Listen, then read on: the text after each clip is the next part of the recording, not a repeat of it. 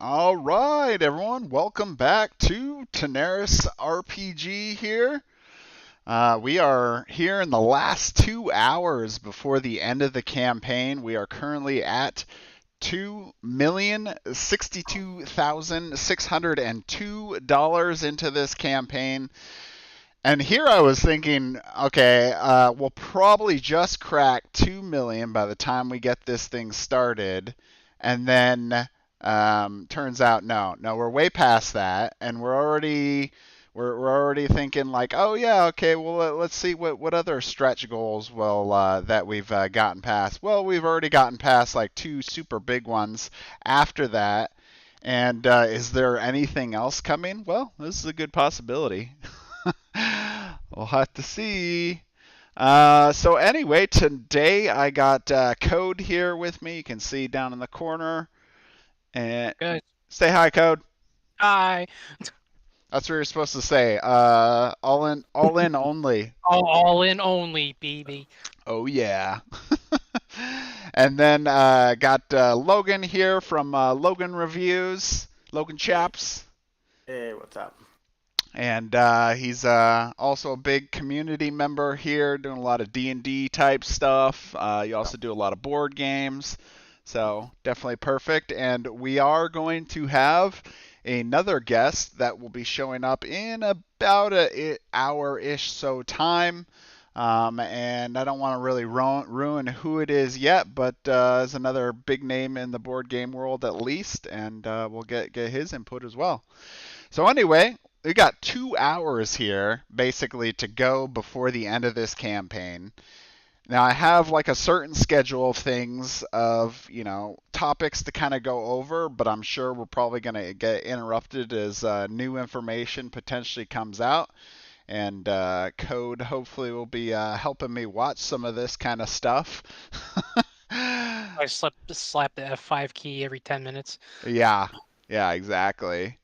Um, I'm but watching the campaign page. It just went up one backer since we've been live. Woohoo! I want to woo, see if we can get to a 9,300 before the end of the campaign. That'd be awesome. yeah. Yeah. Well, yeah, so maybe one of the things that I was kind of hoping to talk about later on, but we can talk about it now, is recently it was mentioned that this campaign so far is the second most like ever funded 5e campaign right now, and it is currently the most funded 5e campaign for this year. But we're actually catching up pretty quick here on one other, which I got way too many tabs open. Where did I move it to? This is what happens when you got too many of them open here. Oh man, I hope I didn't accidentally click. No, here it is. It was hidden behind my webcam.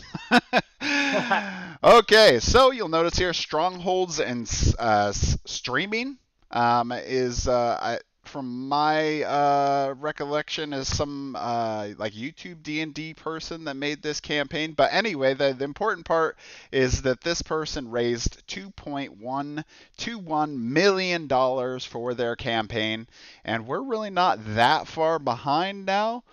Within the 100,000 points. Well, actually, we're probably getting closer to like 50 now, right?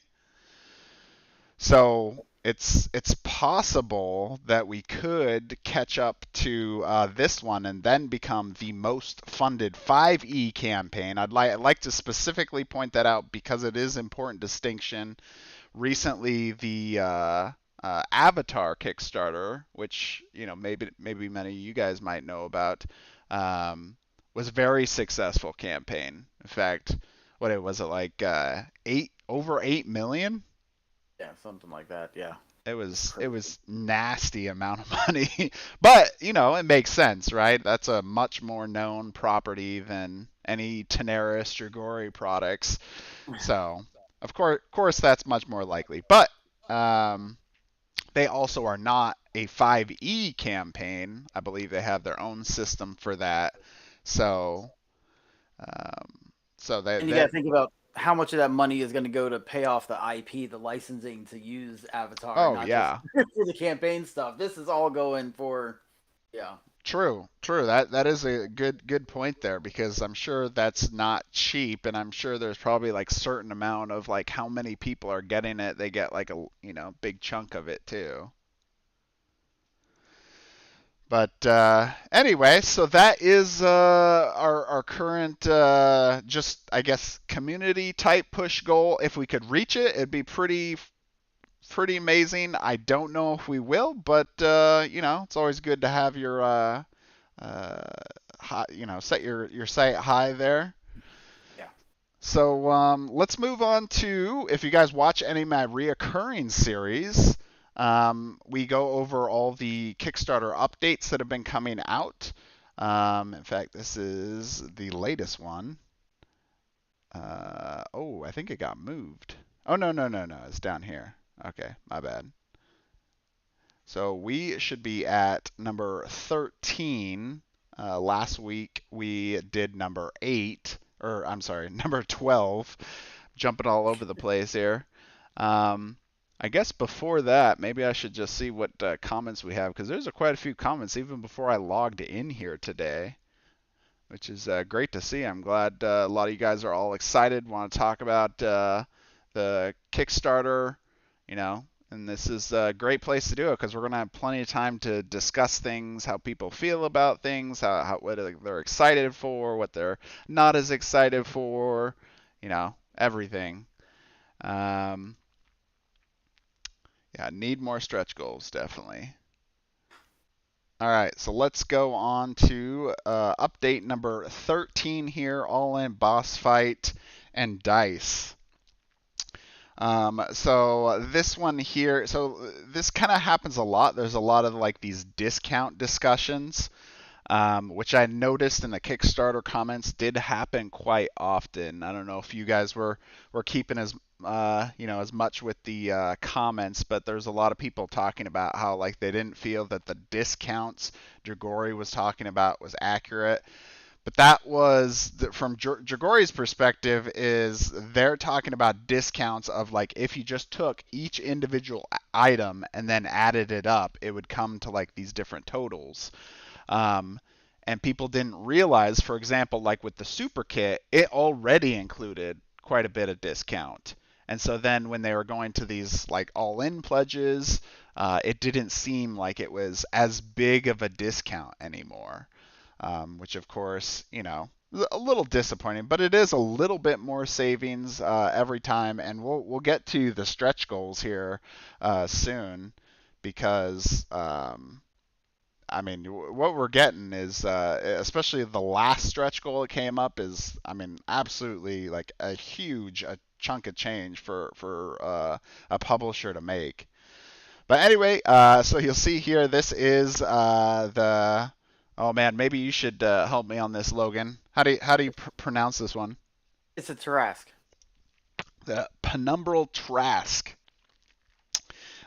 So he has, of course, now been unlocked, but this is the notice here that he was going to be up for the fight at 2 million, and at this point, I think we are currently getting to the high end of 1.7.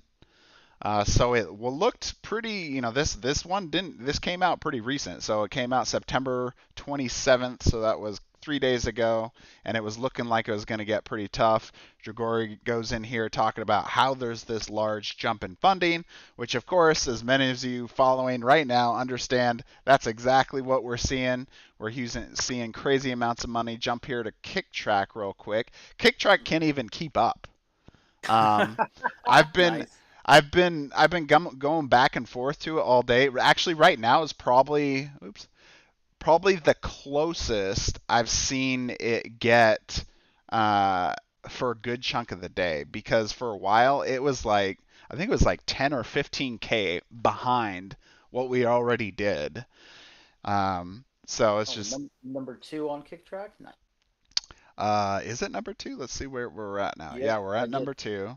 So that's nice. if you don't know, you can go and click the Kicktrack link We have it in Discord. You can also get it. I mean, people have been posting it all over the comments, but anyway, it kind of helps jumps it up. I mean, some people really, I don't know. I don't know. How about you guys? Do you guys ever go to Kick Track and go like, ooh, what's the most funded things that I should check out?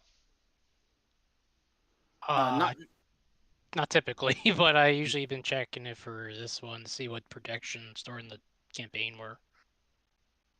Yeah, I check for current campaigns that I'm following, that I'm pledging on, and then Yeah. add, because I've noticed that a lot of them, they'll be up there, but nobody ever adds tags like you can. Nobody does, that shares a lot from KickTrack. They always share the actual Kickstarter campaign, so I Yeah. try to do it so it moves it up the list and everything.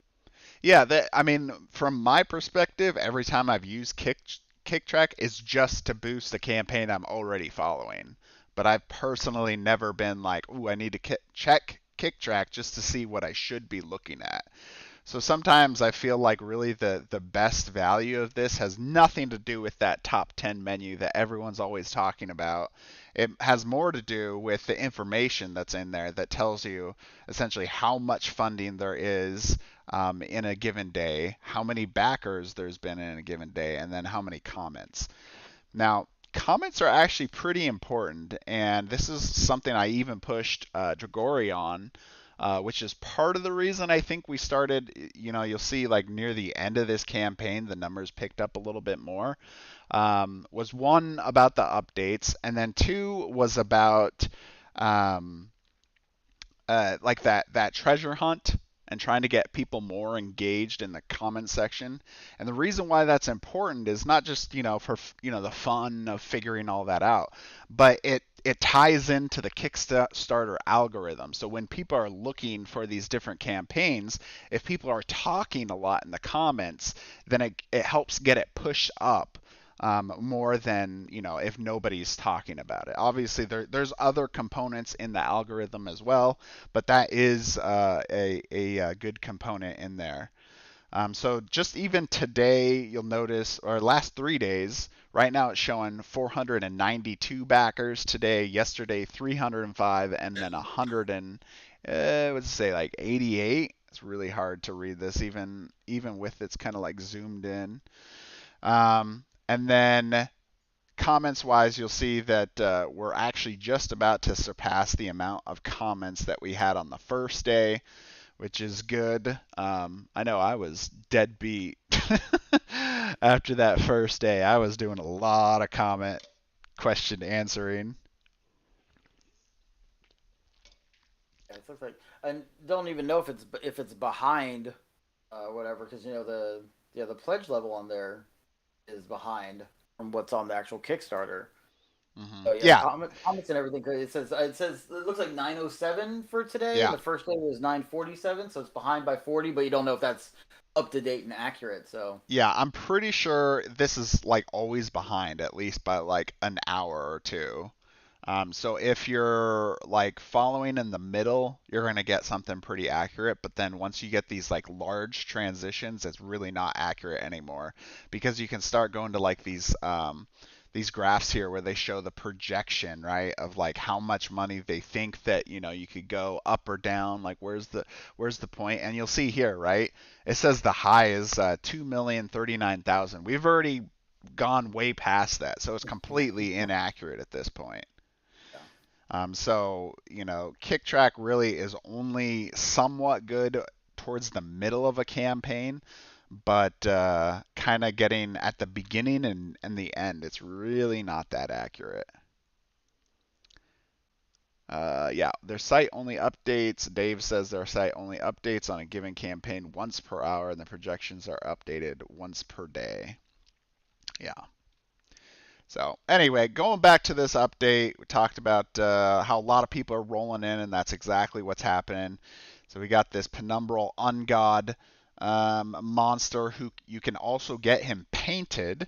So if you are watching right now and you haven't added that painted option, you can still do that. Of course, you go to your pick your pledge, and then go to the add-on section, and you can add him as a painted if you want that. If not, of course, no problem there. But this thing's going to be big, big. All right, moving on. So then they talk about these new pledges, which generated quite a bit of confusion. Um, in fact, I feel like that's something Dragori is really known for, which isn't a good thing, right? No. Is confusing campaigns. Um, which, if people figure it out and it's good, but I feel like they could potentially be doing even better if things were simplified a little bit more.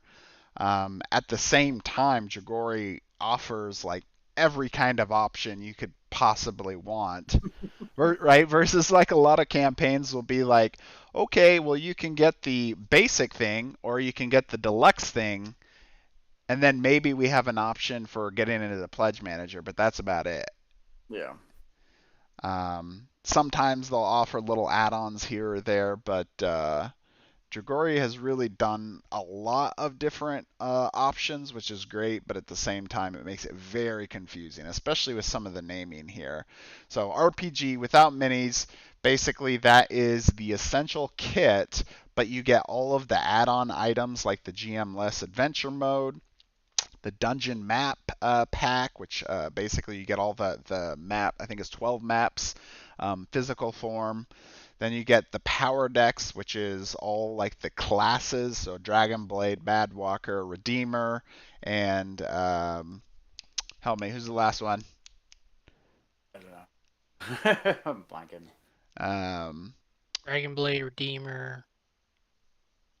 Dragon Blade, Redeemer, Madwalker, and what's the last one? Man, I should know this one. Wow. Elementalist.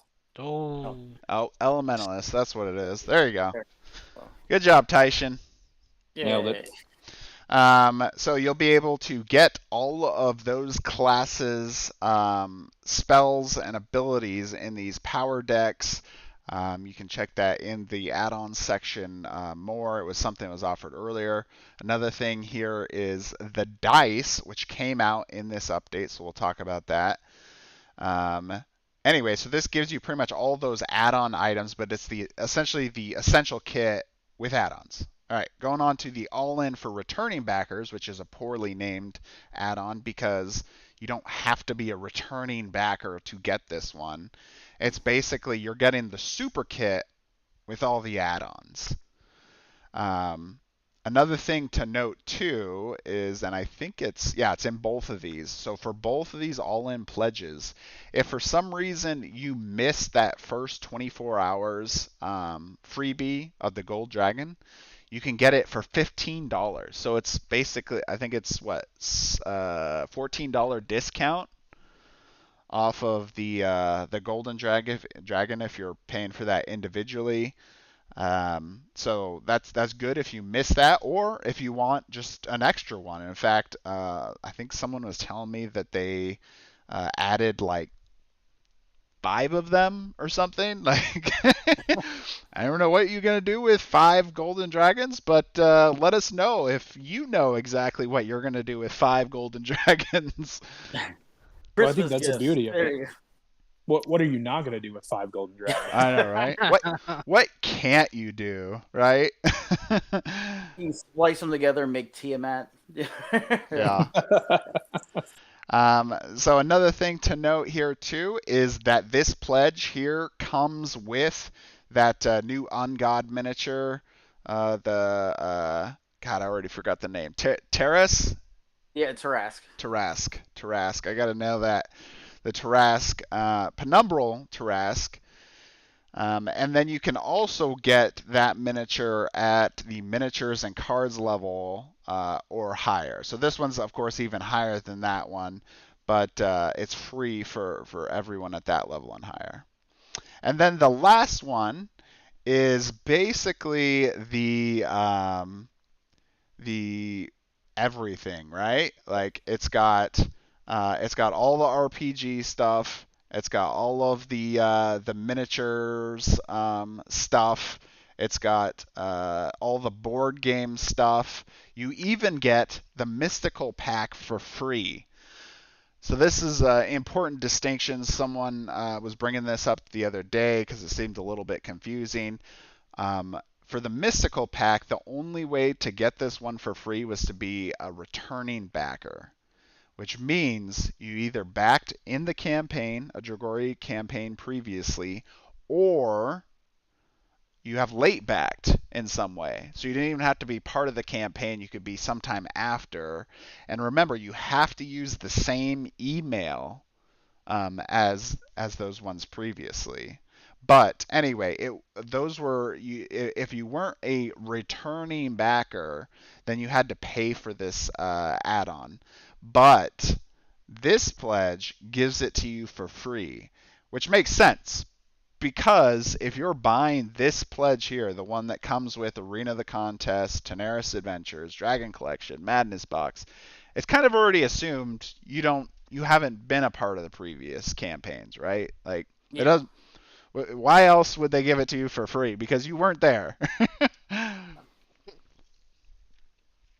So anyway, just to kind of clear that up, talk about more pledge stuff. In fact, a lot of these updates kind of talk over and over about how to do this, updating your pledge, which is good. You always want to make sure that people understand that. But, of course, it makes them a lot longer, a lot more difficult to find the information. All right, so here's probably the biggest thing from this one is there's a new add-on, the thematic dice set and game. So pretty hefty price point here for an add-on, but it is 23 dice because we've already unlocked this premium penumbral set dice, which is 7 dice, and then you get 16 dice that are all matching to the different colors of the hit dice for each of the classes, I believe, right? Yeah, that's what they look like, yeah. And then it comes with, so they'll have like a unique symbol on each of these dice to represent. Oh, at least this is for the ones for the new classes to represent the new class in Tanares. The box includes a reference rulebook for the whole new exciting simple game that uses dice as and 16 cards to determine the result of fights between teams of NPCs, such as in the arena. But these can also be implemented as a mini game in any setting. So we'll go down here. So they do talk about this game. Did you read this update already, Logan? No, I haven't actually. Okay. So this little game here. Now, personally, I haven't had a lot of role-playing game experience, so I don't know exactly all the ways that I would use this. But I think it's kind of a way to provide some little competitive ways of playing together in the middle of like an RPG session that's not directly controlled by the game master. So, and they're using like the different hit dice for each of the. So then we got these ones here, the hit dice of the different classes: Madwalker, Elementalist, Redeemer. And then here you'll see a picture of these penumbral dice, which these are the ones that we unlocked with stretch goals. Looking pretty cool, kind of purplish, pinkish. What do you think about these dice? Yeah, I think they look pretty nice. And it seems like the game is reminiscent of man, I'm trying to remember. There's one that used the artwork from Frazetta.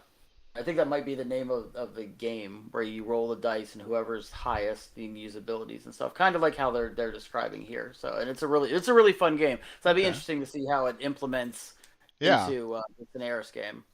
Yeah, definitely.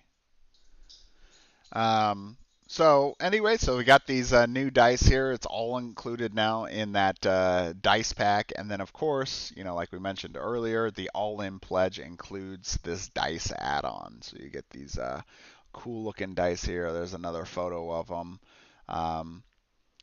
there's a little bit more information. I guess the one thing that I didn't see in here, and if anyone correct me if you feel like I'm saying something wrong, I did not see what kind of material these are made out of.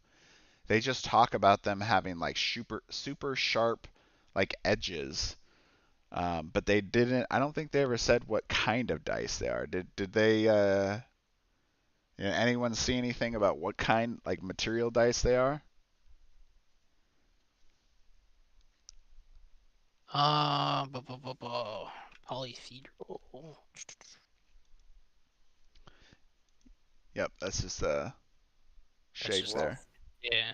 Scanning the update. Yeah, I mean, I don't think it was in the update. That's why I was wondering if maybe even anybody in chat might have seen Dragori comment as to what the material of the dice is. But anyway, so then they talk about the 13th chapter here in the stretch goals, and there's lots of stuff coming up, and some of the other things that we unlocked previously, which we'll get to here. Let's jump here to the page, see where we're at. Look at the countdown. We got 1 hour, 32 minutes left in the campaign. We are currently at 2,069,167. We're going to jump down here to the stretch goals. Oh, right. And we surpassed the backers. I was saying we're 9,317. Nice. All right. All right, so going here at the start of this chapter, you'll see that we're getting these epic class equipment cards that'll be tied to the class pack, then the villain pack. I believe these ones are going to be used in that new campaign arc, the Twisted Time campaign. Then going up here after the dice, we got these banner miniatures. I don't think they've explained at all what the banner miniatures are for yet, but they're cool looking, right? Or at least it's a concept, right? It's not even a 3D render yet. After that, we got more monsters, powerful aberrations spawned from the Wasteland Mist. New locations, stuff for the poster map, source book, more adventure hooks. So lots of more ways to explore the world. That's really exciting. Then we got pillar miniatures. We got 3. I know there was a lot of people concerned. Well, 3, that's an odd number. Why are we getting 3 miniatures? Well, don't worry. They thought of that. Moving on here, we got Ogmir's Compendium of Characters and Monsters stat block for all 32 miniatures in Arena the Contest. And this one, ooh man, this one I personally was not super happy about. So this one is Isidin's height is increasing, and the Tarask and Isidin become gargantuan miniatures. So normally they were supposed to be 3x3 miniatures. They're now changing these to 4x4 miniatures, which I think is equivalent to what they use in D&D. Is that correct? Oh, I'm not sure.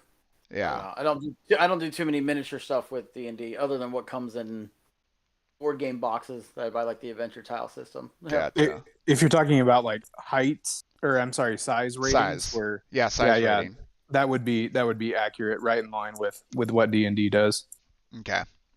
So anyway, I think they're trying to make at least these ones more in line with that. I mean, already Isidin, from the height that we had seen, he was already kind of like pushing it. Basically, he was like thinner, but then he goes like really tall, and now they're gonna expand him out at least a little bit, make him even taller now, and gonna be pretty big. So the downside of that, why I wasn't as excited about this, was because now it means that any of the quests that already were tied in for Isidin, the Golden Dragon, Dragori would have to go back and revise to be able to make that miniature work in there.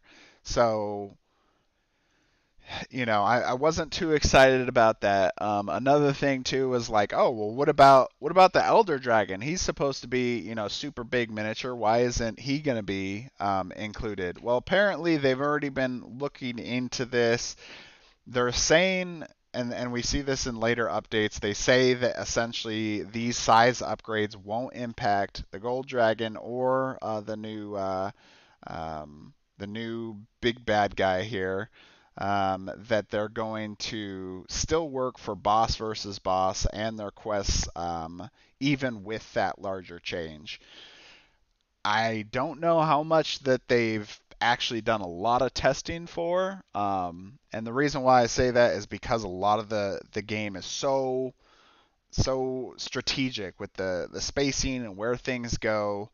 So it seems kind of, I don't know, a bit of a jump to just say like, oh well, it didn't really matter that much that it was just like one square, right? Like, and one thing people may not know too is that a lot of bases or bosses have like an expanded reach.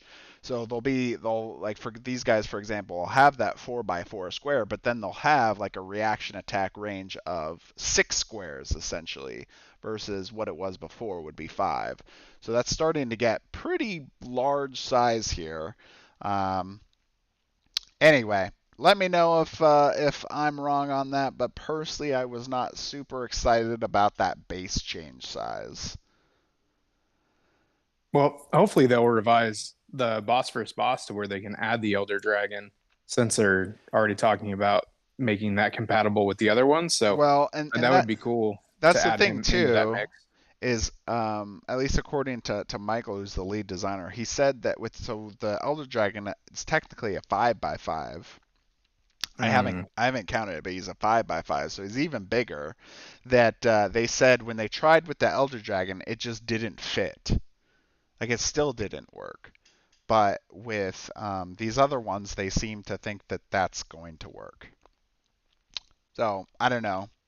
We'll probably have to do some testing, playing around with ourselves, just to kind of see, what's going on with this. But anyway, let's move on to another subject here. We're going into the final chapter.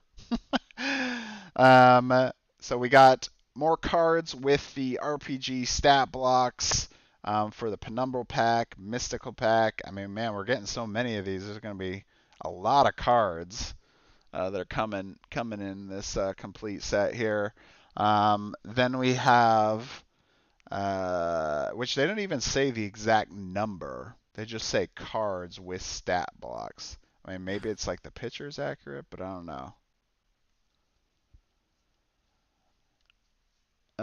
Anyway, next item up after this, so those people concerned about not getting an even number of pillars and banners, look, it's been solved.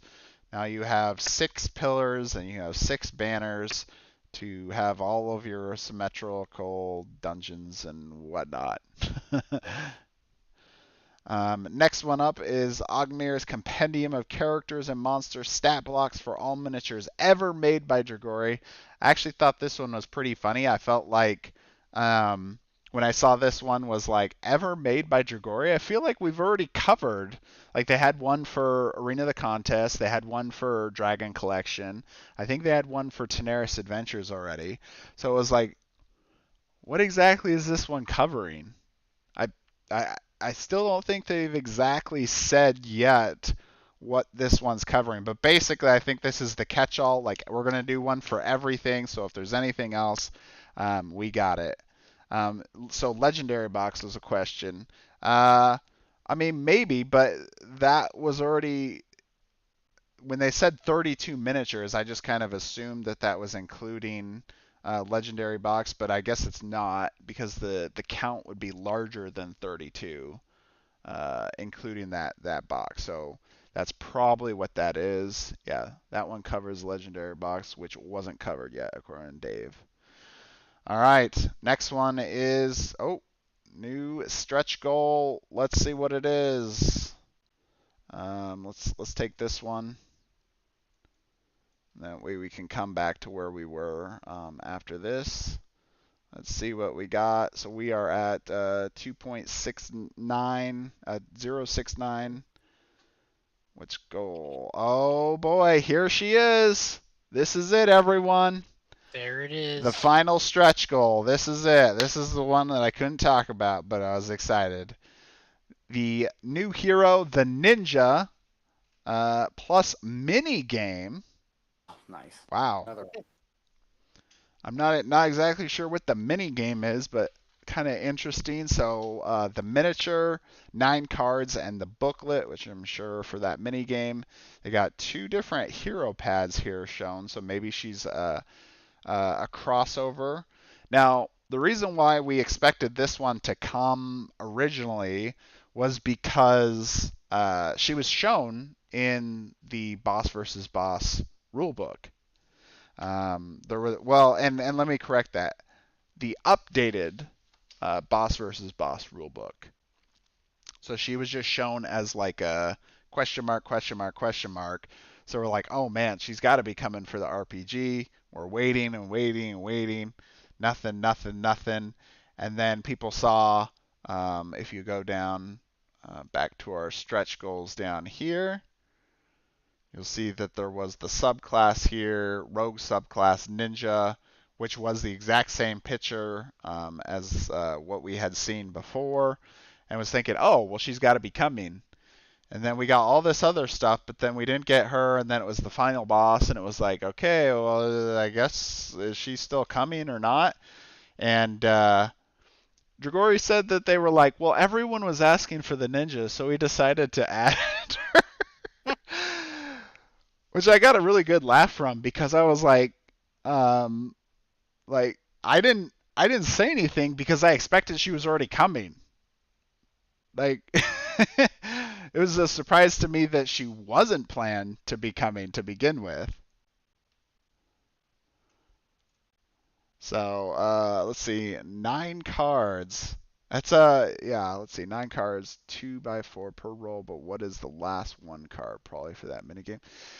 That's a good question. 9 cards isn't like a normal amount of cards to receive, so hard to say exactly what it is. Maybe Dragori will do another update on it, but this number here, 208888, makes me think that that's what they think is the actual like realistic amount that we're going to be able to reach. Because we have basically about 20,000 left to go to get that amount. So that's probably what they're expecting, because we got an hour and 20 minutes left, so not much time left there. So they probably want to make something that's obtainable, of course, right?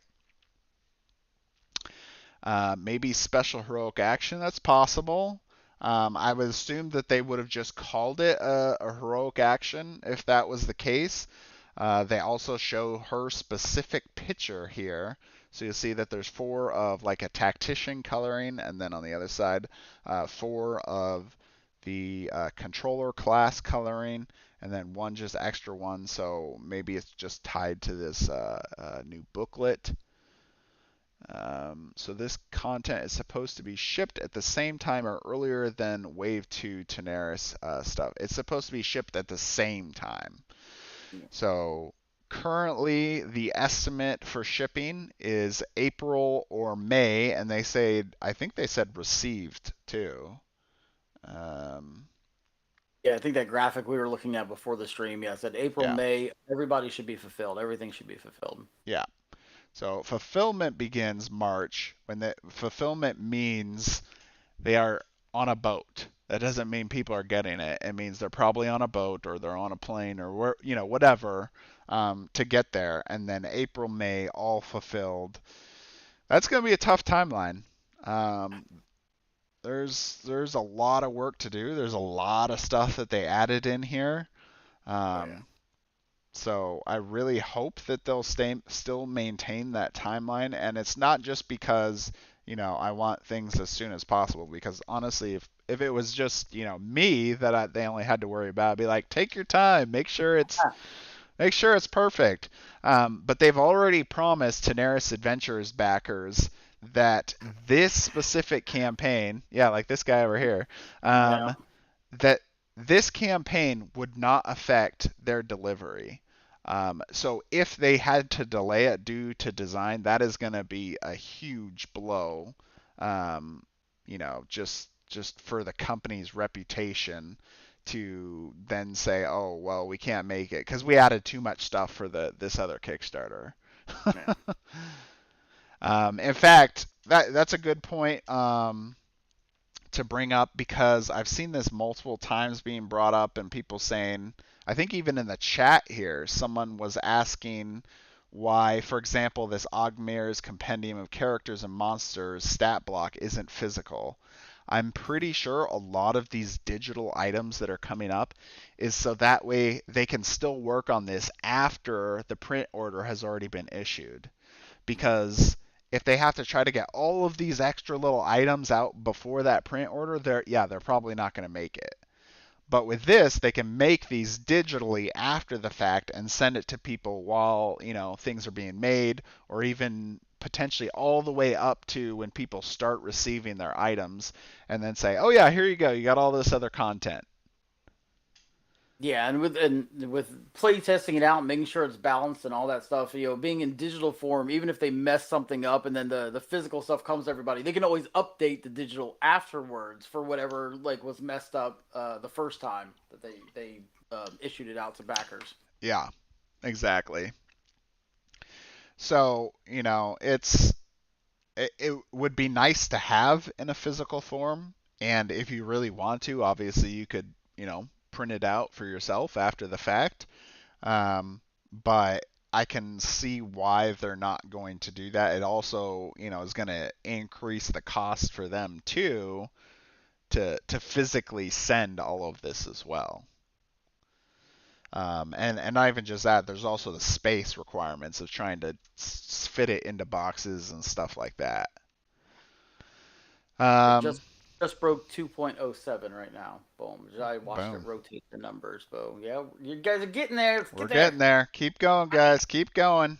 Keep sharing. I saw you in the chat. Start pumping some money in this. Come on. Yeah.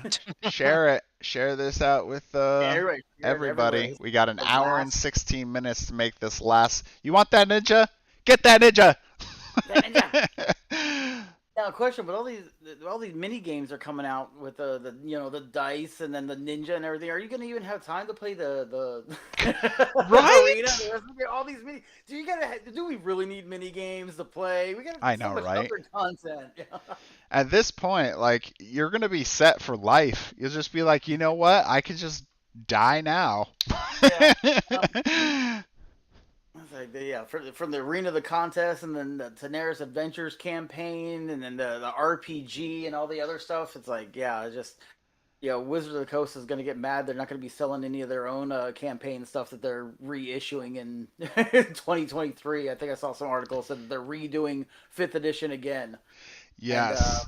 That came up. Yeah, and then they're supposed to be doing 3 more campaign worlds. They have Ravenloft out, and they're working on 2 other old campaign worlds they're bringing back. It's like, they don't even need to do that. You got Tanares. You got enough content in Tanares. Just put your guys on hold for a minute. That's good. Exactly. So let's see. Studio Lannison says, I'm agonizing over doing the returning backer all-in versus miniatures and cards, which is already tons. Code, I'll let you handle this one.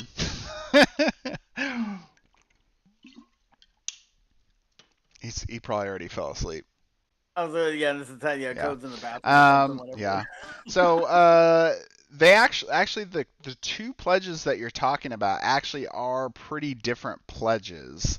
The reason why I say that is because that all-in returning backer is the one that also maybe I should just show this left side here, or this right side. All-in for returning backers, you'll see that it includes all of those miniatures, but then it includes all of the books and basically you're getting all the RPG stuff and you're getting all of the miniature stuff. So do you want just miniatures or do you want RPG stuff and miniatures? That's what you should be asking yourself, studio. The answer is yes. Making it simple. Oh yeah. They honestly should have called it the "Don't Tell My Wife" pledge. That's what Yeah. they really should have called it. That's where Tyson's at right now. He's currently talking to us from his cardboard box that he lives in due to being kicked out of his house. Yeah. Made of Dragori I box. swear they sent it to me for free, pledge. Yeah. So, and Dave brought up another great point here, which I was going to get to. I know it's just too exciting to get to all this. So we got this giant miniature, which is awesome. He's going to be used in Boss versus Boss. He's going to probably have his own quest. I'm sure he's going to be in that new campaign arc. Super cool miniature. And then this is probably, like, I told Alex, I was like, dang, you guys gave a physical art book as a gift? And he's like, oh, well, it's just, another gift for the community. And I'm like, dang, how many gifts you guys given? Merry Christmas in April. Yeah, Yeah. You mean September? Oh, no. Yeah. He's like, whoa, oh my God, it's September already? Yeah. Like, yeah. Give it. So Emperor's Private Art Collection, I believe the last update, which we were going to get to here, talks about this being 300 pages. Let's see if I can find the update here. So we unlock this guy, then going down here, Kickstarter exclusive, physical exclusive, which means it's not coming as a digital.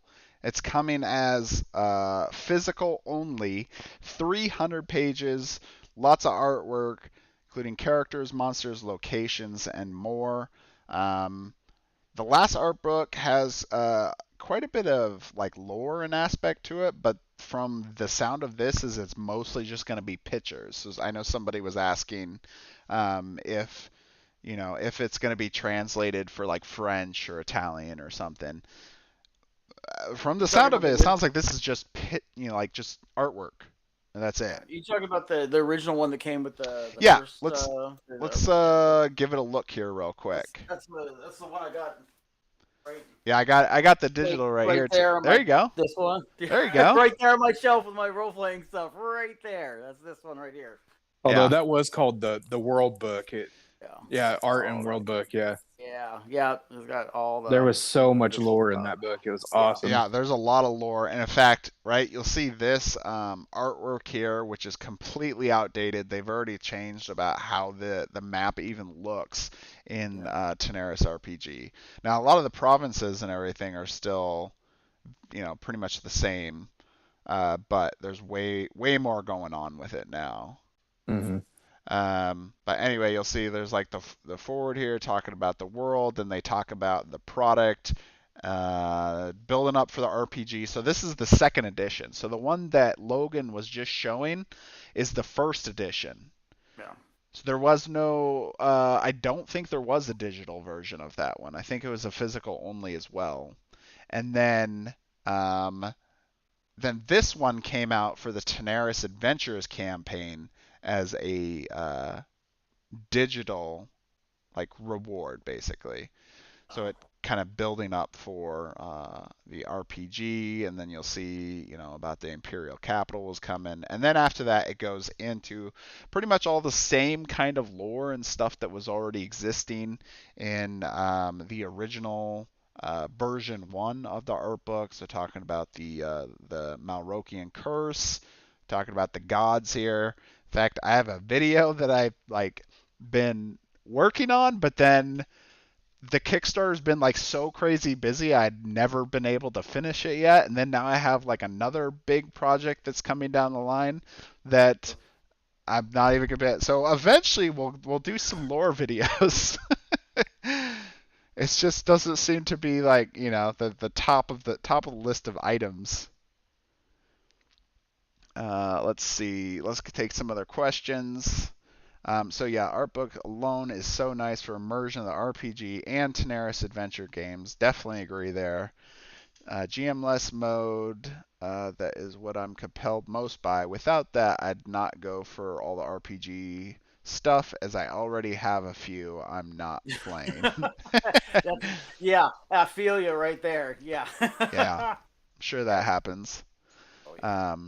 So the hopefully all artwork, not images, skull, feel like those detracted. Also, I'm then at over 1K Canadian for a single game universe. Join the club. We everyone that you're probably talking to here is probably over 1K as well at this point. Well over Yeah. 1K. Well, yeah. In fact, Taishan here, you're speaking to a collector's level of the first campaign. For people that don't know, the collector's pledge was, what was it, 800 something? How much was it? 950. $950. This guy shelled out pretty much as most people are paying for just for this pledge.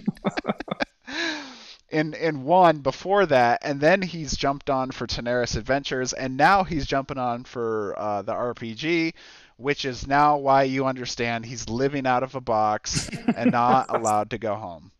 The cardboard box he's living is the Tanares Arena of the Contest box. It's actually my original Arena of the Contest box, because my collector's edition boxes are the ones that are on the shelf. So yeah.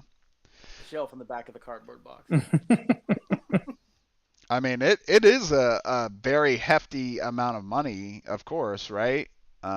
It's definitely not cheap, but you know, if anyone's watched my channel before, we've talked about this pretty extensively, that board games, RPGs, that's not a cheap hobby. I mean, look at everyone just take a look at Logan's right behind him right now. Look how many board games. Now I have my stuff downstairs, so you can't see mine, but you can see Logan's. That's the only one side of the room. That's not counting all the shelves over on this side. Blue bins underneath the computer table here. Yeah. I mean, you know, I talked recently about like the Marvel or X-Men United Marvel campaign that like if you got just what was offered in that campaign, it was I think $300. But then if you wanted all of their Marvel United stuff, I think it was like closer to $600 or $700, and that wasn't including shipping either. And that's like probably what a lot of people would consider a pretty like low level game. Like, you know, yeah, you can play it multiple times, but you're not really like super deep thinking. You're just kind of like it's a little party game. In fact, the reason I even have it is because I like to play it with my 4-year-old son, who all he has to do is match shapes. That's it. He doesn't even need to read. So, anyway, you know, we can make all kinds of comparisons to different campaigns, and everyone's going to have their own, you know, opinion on these costs. And I definitely understand if it's too much for you. You know, if it's something you can't afford, then, you know, by all means, don't back it, right? Because this is just, you know, it's a hobby. It's a fun thing that we do. It's not your life. It's not the end of the world. If it really is between paying your rent or getting this board game, pay your rent. There's no reason that you should not be able to pay your rent because you're trying to back a board game on Kickstarter. Yeah, no. Anybody else feel like Flanks was flexing on you that his son can match shapes, but I can't match shapes? That's it. Speaking of someone that failed first grade, yeah. Oh man. Yeah, okay, so a lot of the comments are talking about not even just the problem with the price, but the space. That is a big concern actually.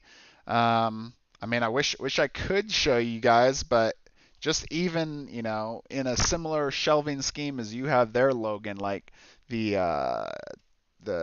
just the arena stuff that I have already takes up a pretty significant amount of room, and it's only going to get a lot worse. Or better. The on that side of the room, so you can't see it. So. Yeah, you're looking at this wrong, right? Like, it's not going to get worse; it only gets better. I have 4 really heavy boxes that I take to my buddy's house when we want to play Arena. And now with like Tanares and then the RPG and the heroes that come with that and like all that fun stuff, I get to take like a whole car full of stuff. It's going to be legendary. Oh yeah.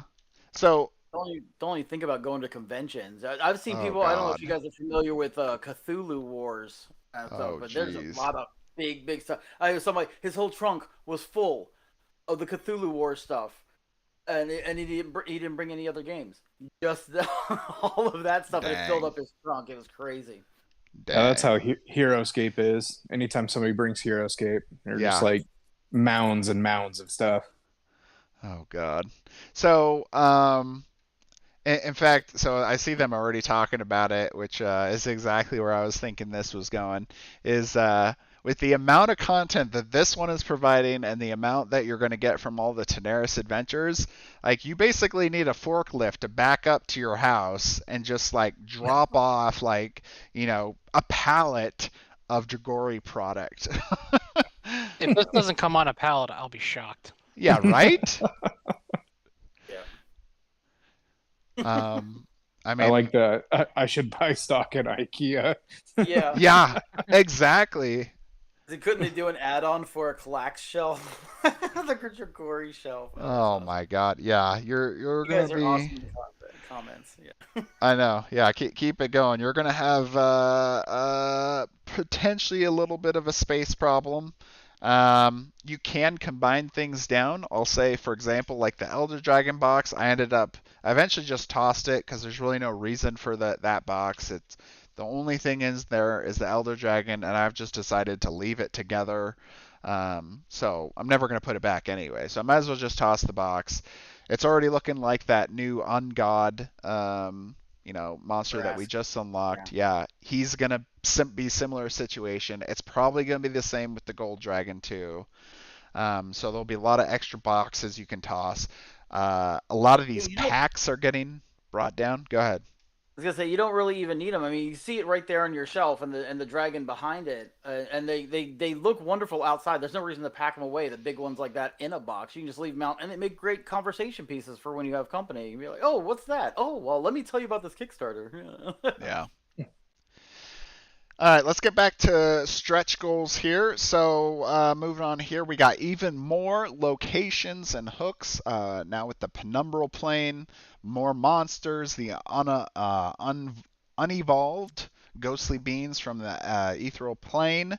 And this one was actually, this next one here at 1975 is one that the community was asking for, and looks like they decided to add this one because I don't believe that they originally had this one planned, but 50 times high level one shot and level 1 character sheets and backstory, all other heroes from Dragori.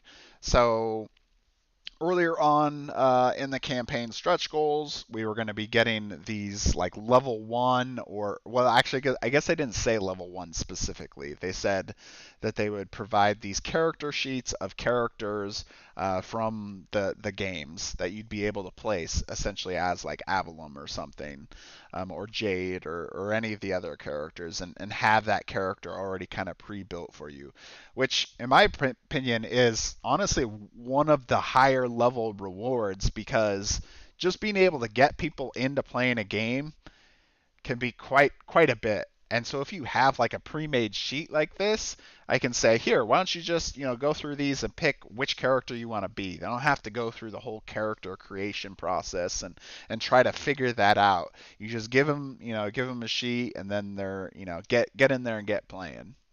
Yeah, character creation can be really, really daunting for people that aren't used to playing either RPGs or creating characters on their own. There's some people that just like to just drop in the games, and be like, just make a character for me, or they just bring a pre-made one they found online. So that works out great for them, so they're not like overloaded with math. It's like, oh, I thought we were gonna play a game, not do a math test for 5th grade, Yeah. It's like reminds me of that old Chevy Chase skit that he did on Saturday Night Live when he was doing the President Ford. He's like, no one told me there would be math in this debate. Yeah. You know? I thought this Exactly. was a role playing game. Games should not have Exactly. math. And there's gonna be some math, that's for sure. Yeah. Yeah, but having one first level sheets just available for those kind of players, newbies or even experienced ones that just don't want to take the time. They're like, oh, this was one of my favorite characters from the game. Give me that character sheet. Let's play. Yeah. Yeah, it's great. I'm definitely excited for that. All right, next here, we all knew this was coming. He is unlocked the penumbral Trask. I'm going to be doing it all night. So he is free for all of the all-in pledges, and then anybody that has a super kit or a miniatures and cards pledge. So this miniature himself, I think, is like $30 if you add it on. So this is quite a bit of value to that miniatures and cards pledge. So if, you're really not wanting to commit to all the other RPG stuff, you just want miniatures and stuff, you're getting a lot with that pledge. That pledge is starting to look like a pretty delicious deal there. In fact, I think I was counting earlier, looking at the Excel spreadsheet that we have on this, and it was like 87 miniatures is coming. So there's quite a bit of miniature content here now than even the last time we talked about it, and I think at that point it was significantly less than that. So we're getting a lot more coming here. Let's move on to the next most exciting stretch goal of them all. I was so excited to finally see this, and Alex did. So like the thing is, oftentimes Alex will like kind of warn me, but he doesn't provide a lot of details. He'll just tell me like just generally straightforward like, okay, there's gonna be like a book or something, or it's that kind of thing, but he won't give a lot of details on it. So I still get the excitement of seeing these with you guys too, because I don't really know what everything they're planning to do. So Ananub's Corpacana of Avatar, Dragons, and Folklore Digital. So I'm sure many of you are gonna go, who the hell is Ananub? I see it right away. I looked at it and I was like, really? As soon as you said it, I was like, really? Yeah, what could this character be? Now, let me see if I can get the picture of this character, and I'll try to bring it up here on stream. So in the meantime here, I'm going to cut over video, make you guys look at us for a little bit. Oh. Yeah. Yeah, so don't make any funny faces there, Logan. That face is always funny. I don't know what you're talking about. All right, so I will show this here in a second.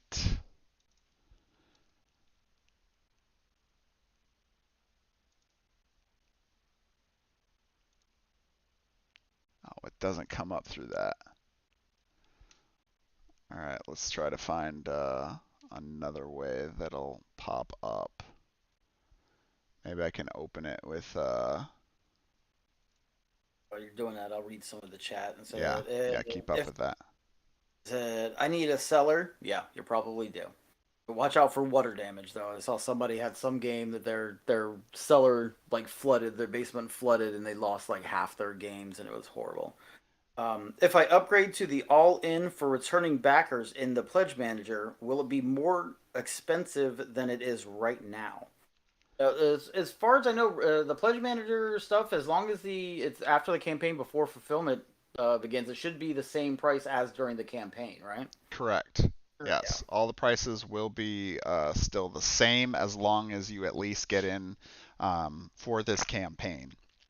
Now, if you choose not to at least even put like that $5 in, there is a possibility that it could be more expensive. I don't know if they've fully decided yet if they're going to do that or not, but it was mentioned previously. Dave said, my final count is 91 minis, including the gold dragon. 91. Wow. Yeah.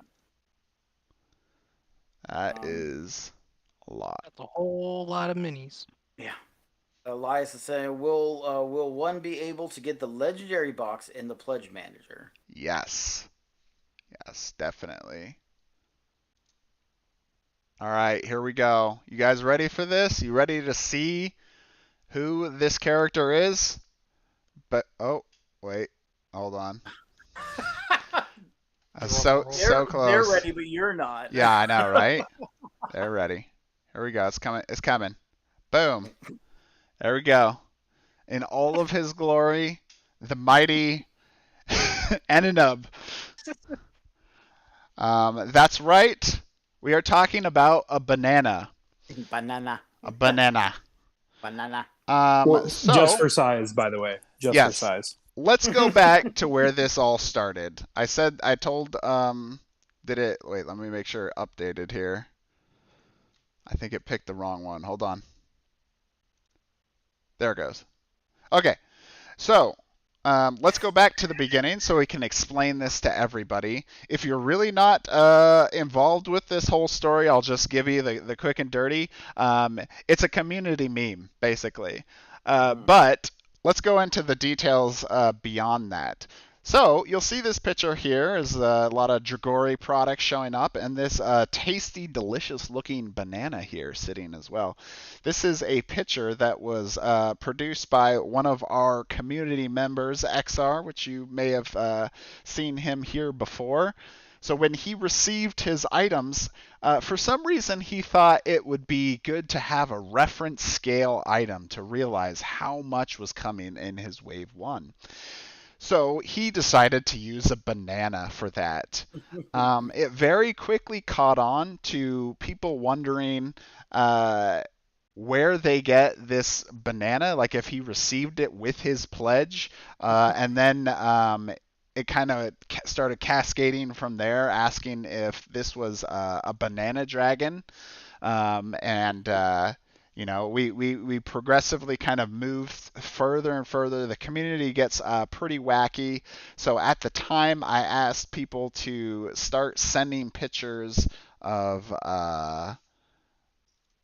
their banana dragon. So you'll see there, we got one banana dragon facing off against all of the others who look like they're in terror. They And don't have then, a chance. yeah, not even a chance.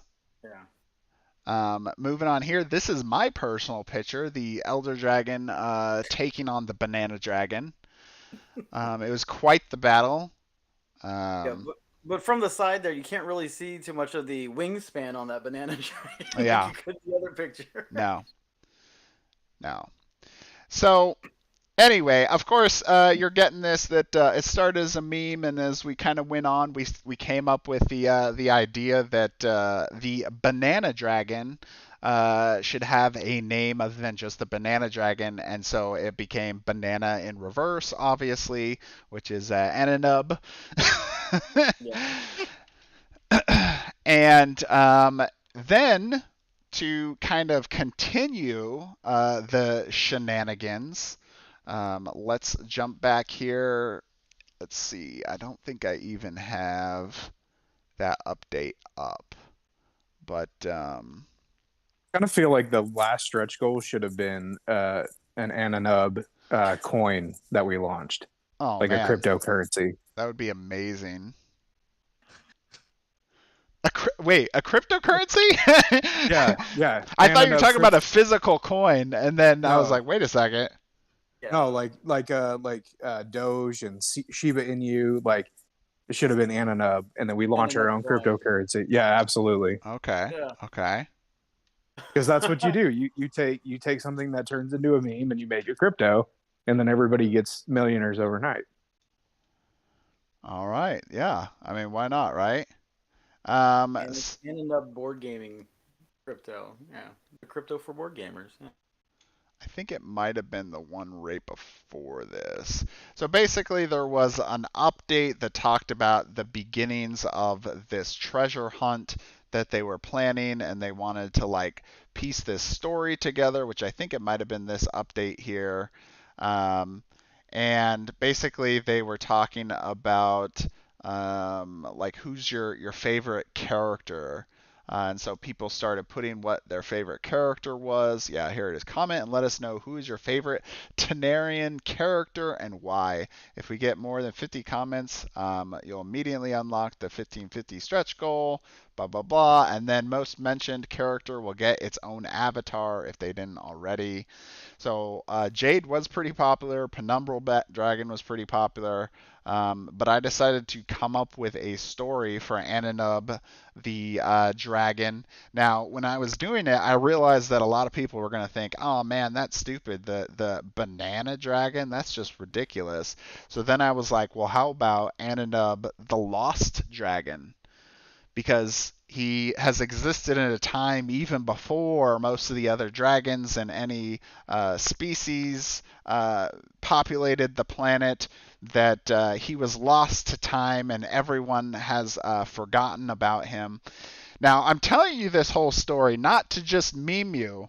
There actually is something behind this. Because this stretch goal, oh, I don't have it up now.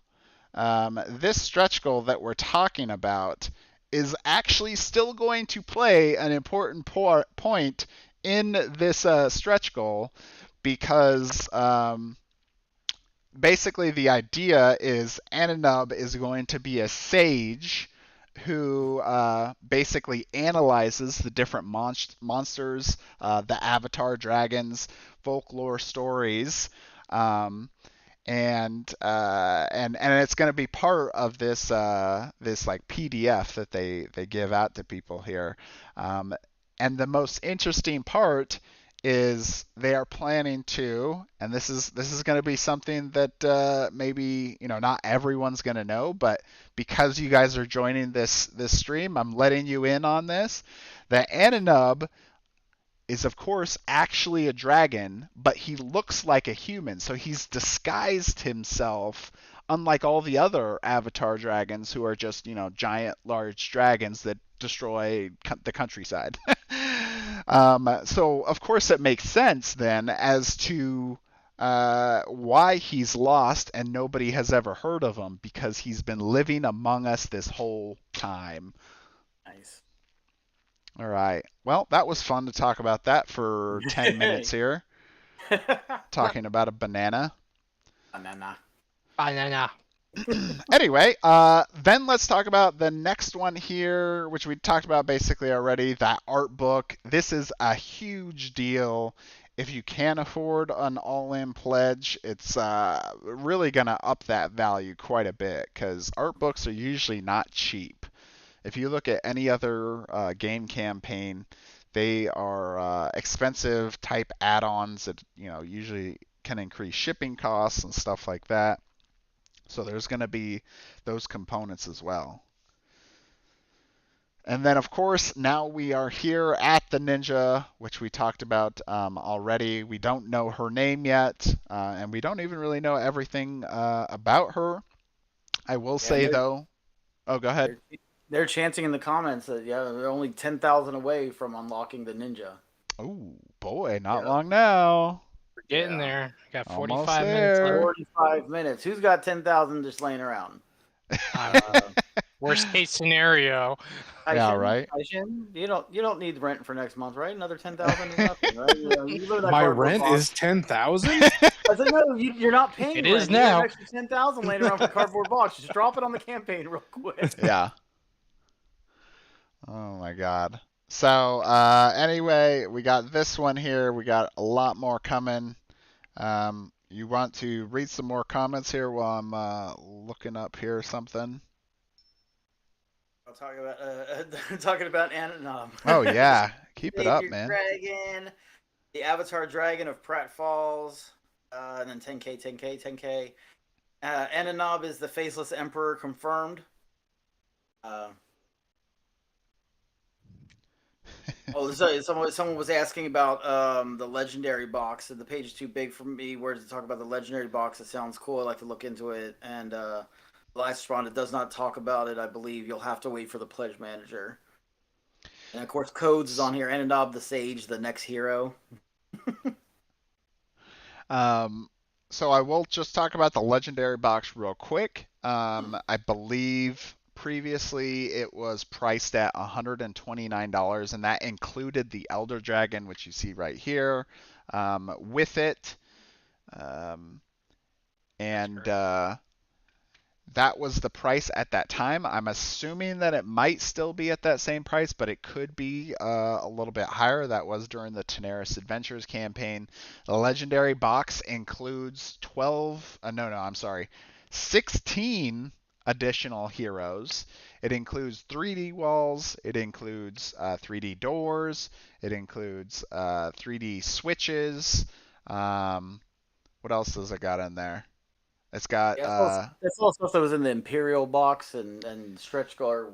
So yeah, read the names off the boxes I've got over here because I've got those all on my shelf right there, and I can't read the names. So it's the combination of the Imperial box, which was the stretch goal items from the first Kickstarter, and then the Heroes and Dungeons box, which was the expansion for the first campaign, which provides all those heroes and that 3D terrain, which people really, really liked.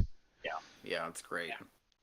Which is actually part of the reason why the scenario pack even exists in this campaign, is because a lot of people asked for more terrain that they could use in their games, and that's pretty much what they came up with. We'll see you later, Stevie. Thanks for joining in the live stream. It's 1:30 in Germany. He's got to get to sleep. Oh man. 1:30 a.m. 1:30 a.m. Dang, thanks Stevie for watching. Make sure to check us out again. So anyway, so the legendary box, it's got quite a bit of value. I won't say it's as much value as say like Tanares Adventures. I usually tell people, you know, if money, and we're talking about board game stuff here for a second. So Arena of the Contest, you know, that's for sure number one.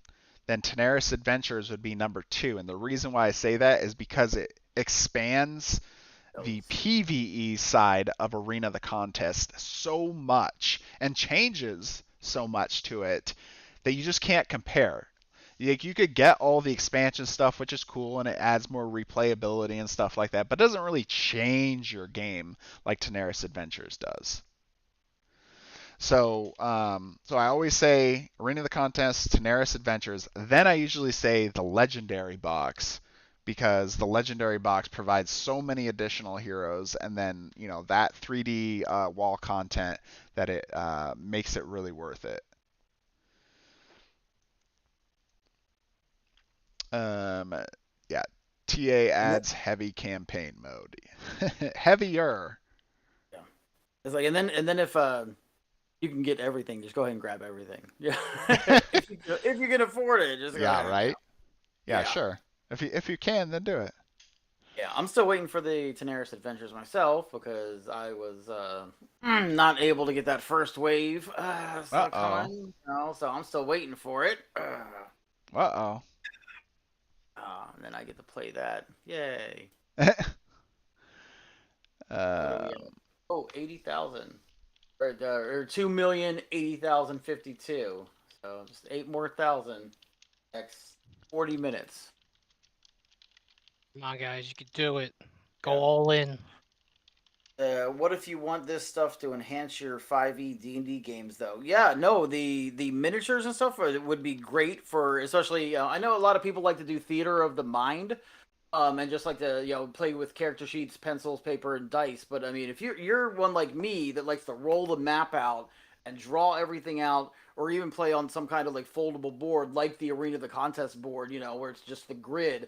And those terrain pieces just go great with helping add a thematic element to your role playing game. I know me and James and Codes, we play on Tuesday nights on you know, online and live stream those games. And you know, the maps on there, you know, it has the little pieces and everything. But playing in person and having those 3D terrain pieces, it just there's nothing that can beat it when you're you know, it makes you feel like you're in the dungeon or wherever you're at. Yeah. It's definitely a game changer here. So Josh, you saying just for that? You mean just getting it for using for 5th edition D&D? I'm not. Can you just get the terrain piece? Like if you just get the No. legendary box, No. by itself. Yeah, if you just got the legendary box, you'd still get like the miniatures and I'll have the game stuff. So I guess if you want to just use the For terrain. miniatures you could in the terrain, yeah, then you could do that. But obviously you're still gonna get some of that game component stuff with it, which if you're not gonna use that with your game, then it's not as usable there. But I mean, if you get it to use for the Tanares RPG, to add a thematic element to your 5th edition games for Tanares RPG, that'd be viable and that'd be good too. Yeah. Naba walks among us. Yes, he does. He always does. He's always with us. Damn ninja's getting close. Need my stabby death. Ninja is getting close. We are. We Two- are what 6 or 7,000 away from it. Let me 69. refresh this. I think page. it's 28888 or something like Yeah. that. Something like that. And we just rolled up to 81 176. Man. And we have It's rolling 37 minutes left, guys. 37 minutes left. Oh, you guys are going to do it. We You got guys have this. Yeah. We got this. We've been crushing it. I think Landon, I haven't been following the comments here, but earlier he was posting, I think, like 15,000 funding basically like in an hour. So we're doing pretty good here. Jumping back and forth, all the different chat. So many chats. Chat's a little time. All right. We'll move on to another. So we're supposed to be having the King of Average here joining us. He was telling me that he's getting on here.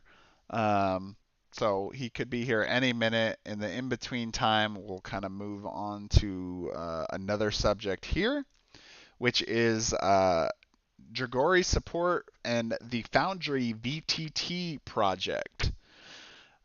So if you may not follow our Discord community, we've recently been discussing essentially trying to get Tanares RPG in a VTT platform. So that way, of course, we can all play digitally together.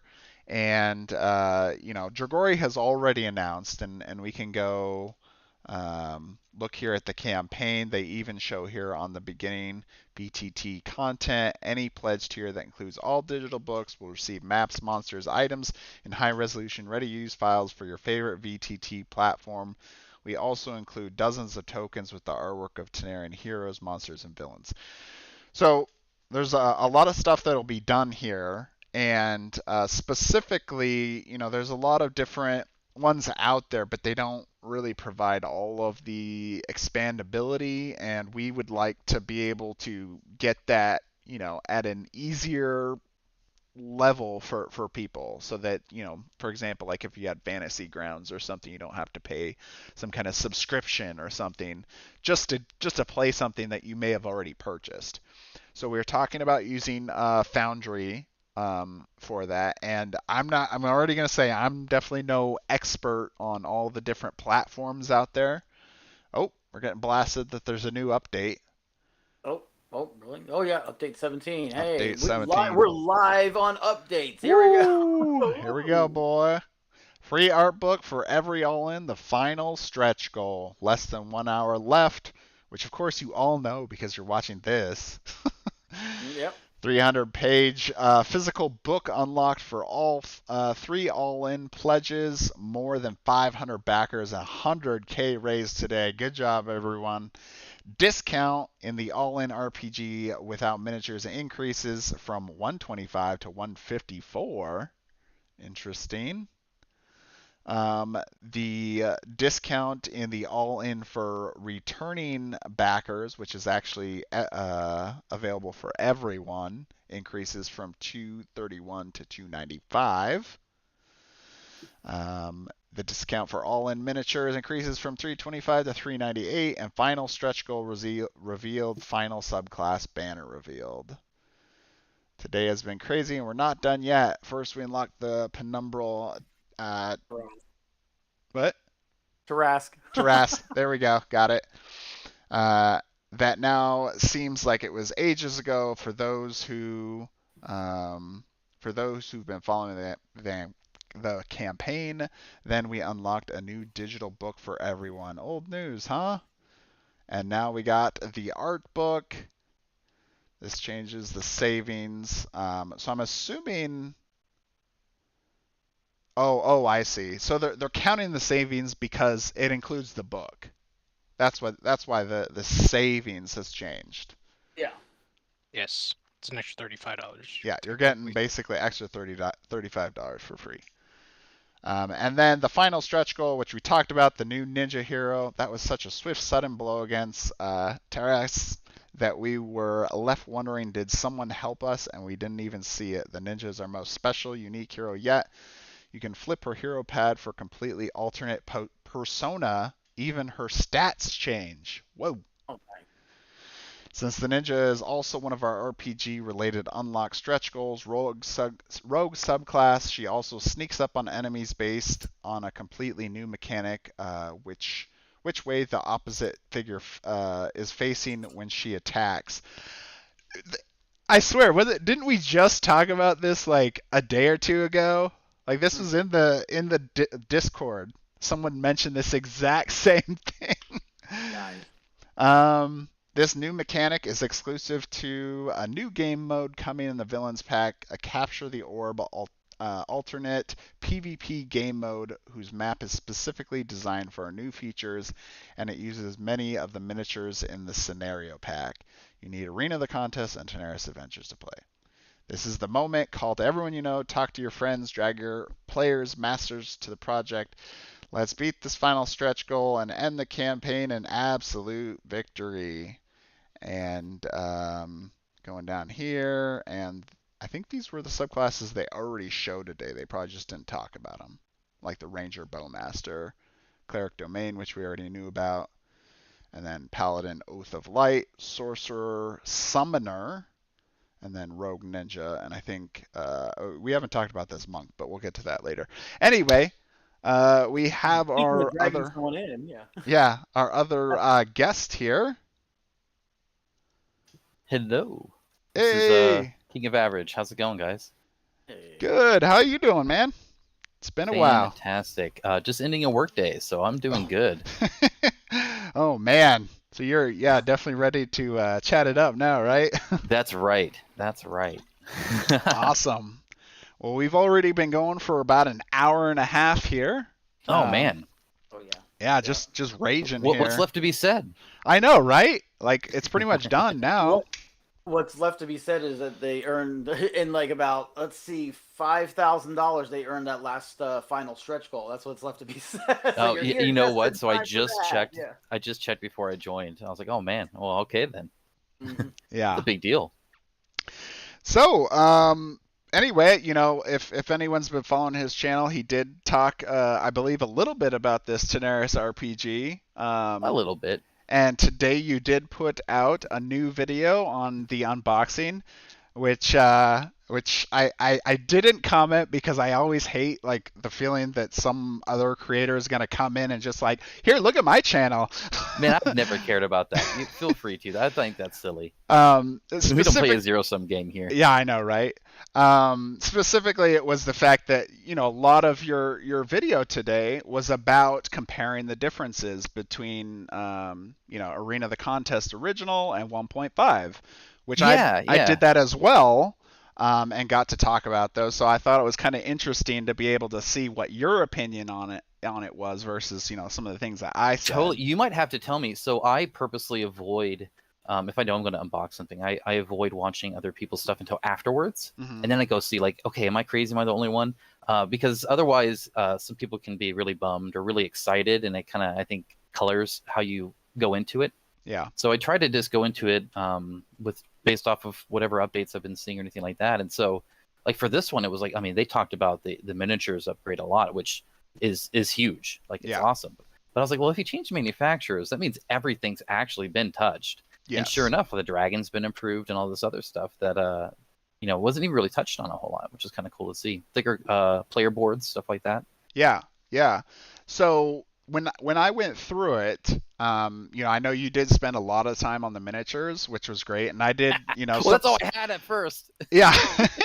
I mean, when I was going through it, I was comparing them as well, and like I was like, yeah, I mean, there is improvements in some of them, like you talked about as well, but it to me that didn't seem like the biggest item changes. To me, it felt like the bigger changes was some of the books in there, of course were now updated, and there was some things that weren't mentioned before, at least to anybody like in the Discord community, about like updating some of the quests. The campaign book has a fast action text block now, which I don't know if you know what that is, but basically something I need to replay it. Yeah.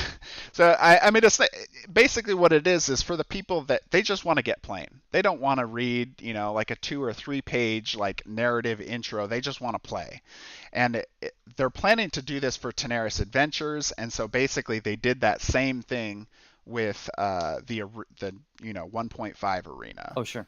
Okay, I remember them talking about it for Tanares Adventures. I didn't know they went back and did it for Arena. That's kind of cool. Yeah. I'm not that person, so, but...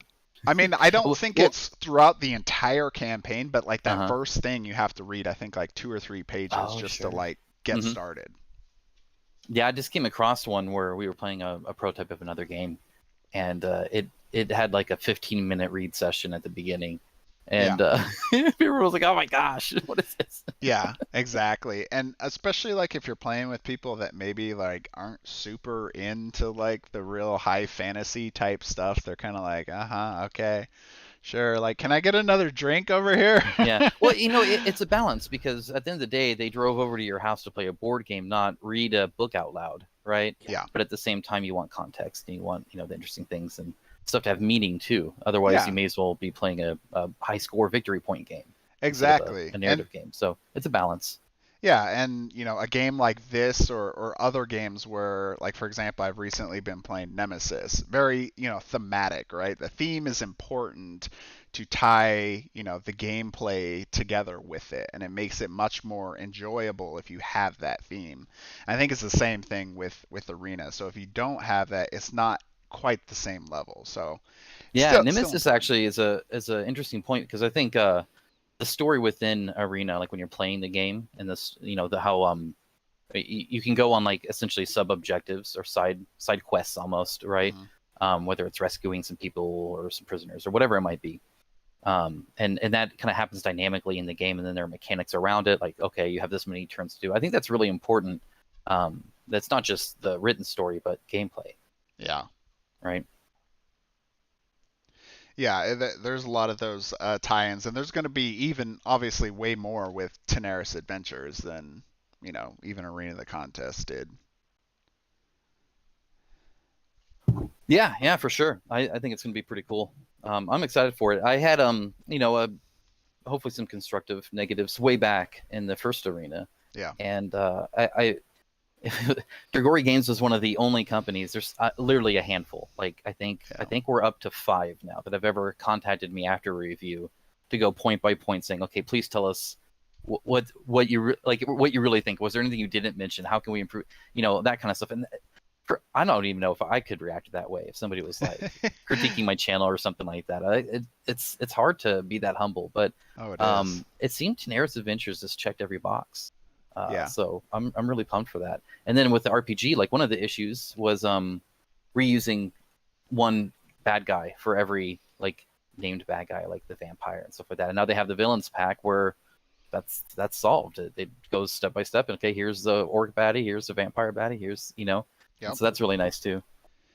and they're creating, and I guess the nice thing about it too is they kind of went both ways with it. So it's not just for the RPGers, they're not just for the board games. So they're taking like board game components and basically creating those like stat blocks, so that way you can play them in the RPG. Yeah, so you can actually play as the bad guys, which is cool anyway, right? Yeah. No, that's they've always been good with that. A lot of times people would ask me like, okay, what expansion do you suggest for Arena? And I have to just say yes.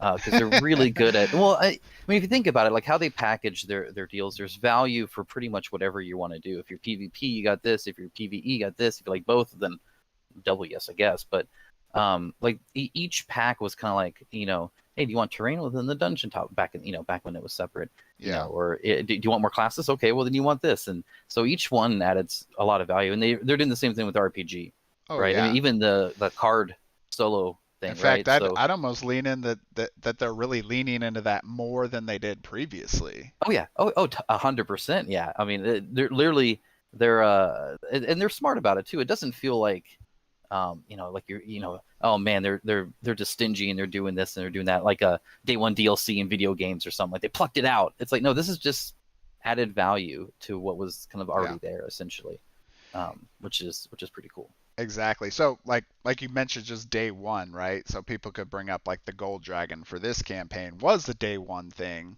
Mm-hmm. But I mean, it's basically just the miniature. You're already going to get all of the content to play with the golden dragon, even if you don't own the miniature at all. You just sub it like in the first arena where all you had was a dragon. Yeah. Exactly. Yeah. So. Yeah. Back then they sold multiple of them, so you could paint them different. Yeah. Oh, I know. I remember that. A lot of people that bought like, I think, the 5 of them or whatever, and then little do they know, months later, Dragon Collection's gonna come out. Yeah. Well, and I think that's so I was discussing this with some patrons earlier actually, that not only has this campaign done really well for an RPG, but it did it without a bought IP. It's their own IP, and it's the fact that they're investing in it. This is now the 3rd campaign that they've added to that. So that if you're buying a game with Tanares as a world, that it's going to be invested in, that they'll be adding to it, that okay, now you have these dragons, okay, now you have these classes, now you have this, now we're going to explore this, and I think that's pretty cool.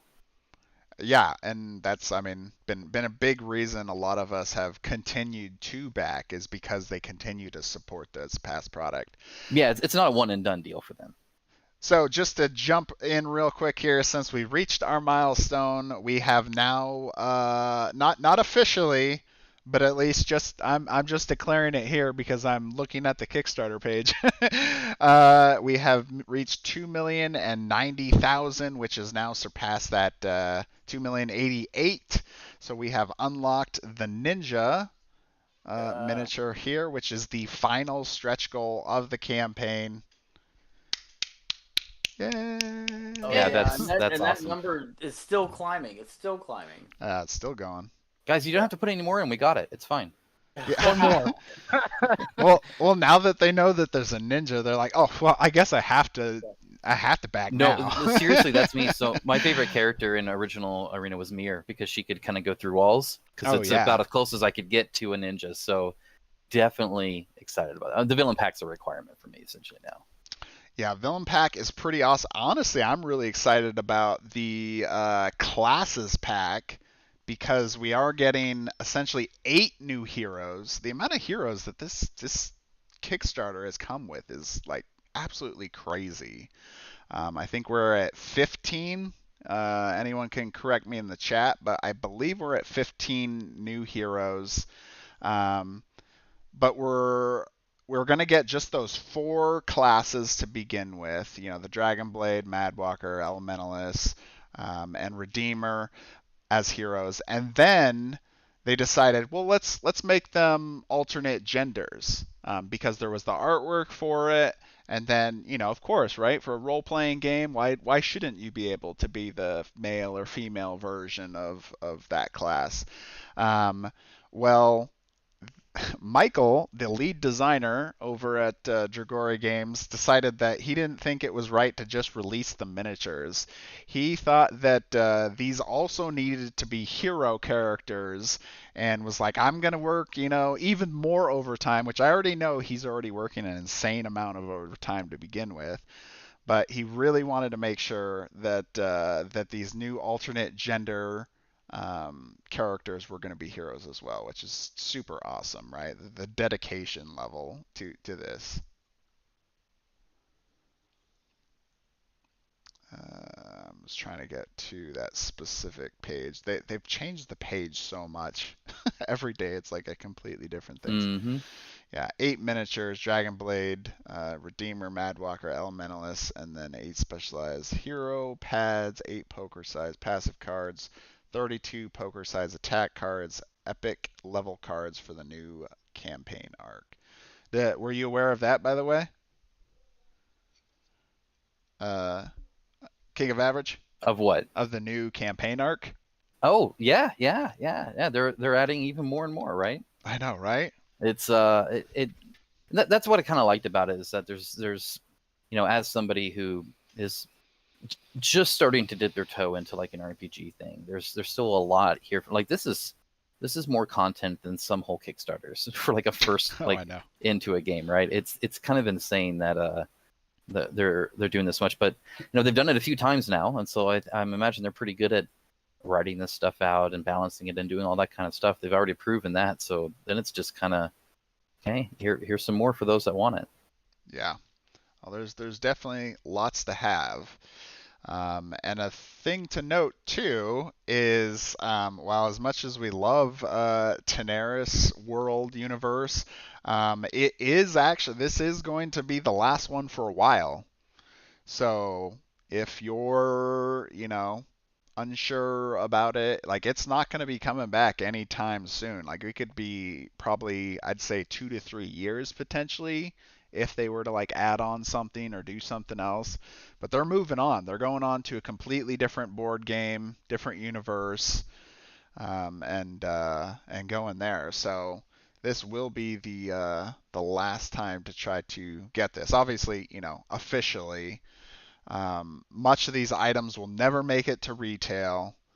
I know that there's been talk before of like getting like Arena the Contest as like a retail version, but even that they're going to have to pare down, I believe, if they want to get it to retail. So, most of this, it's going to exist solely in the Kickstarter world. And they deserve to take a break from it for a while. I mean, they've been busting their ass for the past like 3 years. Oh yeah, for sure. All of this to everybody, and then they get to sit back with their what are we at? We're now almost $2.1 million, and just roll around in that cash for a little bit, and relax. Money. Yeah, well, I imagine it's kind of exciting. The creative juices, I imagine, are going to switch things up a little bit, right? Oh yeah, I imagine there's that too. Yeah, for sure. Yeah, so their next world is Serenaut GPR, right? Isn't that the new world they're doing? Well, if that's true, you know more than I do. I just reversed Tanares RPG. Oh, haha. Wait, were you watching our stream earlier? Oh man, look at this guy. He's creeping on our stream already. Oh man. Yeah. Anyway, so good chance to get in here. Let's see what else we have. So someone corrected me. 16 heroes. Yep, that's correct. I did forget the ninja. Oh yeah. That was the newest one. I think the core box of Arena Contest is very retailable. GPR. Yeah. I mean, I think, yeah, it could be, but even that could be a little while before we see that. Let's see, other news. I know that we have, I tried to get in some contact with some of our guest contributors as well to have them come on the stream. Unfortunately, that wasn't able to happen. They're all busy. They're busy writing the content. Yeah, right? Yeah. But I did actually get one of them to agree to do a stream later in the future once the RPG books are getting closer to being finished. He said he'd come on, and I'm not gonna say who it is because I don't want to like try to jump the gun on anything here. But one of them did say that they would come on here and talk about the books with us, and I'm pretty excited for that. In fact, I think Alex said he told me that he would be wanting to come on as well when we did do that. So we'll make Cool. it a whole event. I bet it's Treant Monk. Nope. Nice try. All right. So what else? We talked about the Foundry VTT project. Was there anything else you wanted to talk about your latest video? Well, let's see. No, not really, except that we were kind of looking over everything, and it's nice to see a good product just get better, I guess, right? So Yeah. I was kind of another thing that kind of came up after my video is people were talking about the length of the campaign, and one of the things I enjoyed about it was that it's actually playable. This isn't something that gives you 20 play sessions of filler in that take you 6 months to kind of beat. You can actually get Arena, play it, enjoy it. It's fast paced. Yeah. It's all around really solid. It's definitely the kind I kind of lean into more. Ooh. Which oh is man, I wonder kinda if I should palatable. take this one. This one's actually from Dragori. Uh-oh. Getting a phone call. Oh. Take it live. Take it live. Yeah, I don't know if they'd appreciate that one. Quit talking. Quit talking. Yeah, just stop telling everyone. Back up. Why don't you guys keep talking and I'll catch up. Well, so I was leading into a question. Have we gotten an estimate for how long the RPG content takes? I don't think so. I don't recall seeing one I either. don't think so. I'd be I kinda think curious. I think someone did ask about that recently. But I mean, so I assume when you say that, you mean specifically the Adventures in the Realm of Madness book. Mm-hmm. Yes, Yeah. yeah, the actual book. Yeah. Right. So I will say that if you guys haven't seen it already, Michael, the lead designer, is our DM right now. He is leading our group, and we're playing through that RPG sample that Dragori has already released. We've done 3 sessions so far. We have the 4th one this Sunday. It's going to be at 7 p.m. So if you want to check that out, see what the RPG book is going to be like, make sure to watch those videos. But we're going to be finishing it essentially this Sunday. This will be the last one. So it's been 4 sessions, about an hour and a half, 2 hours each.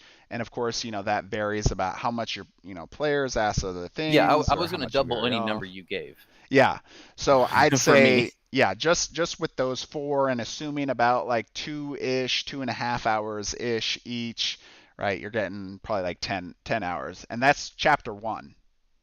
And I don't know the total number of chapters, but that's just one chapter from the book.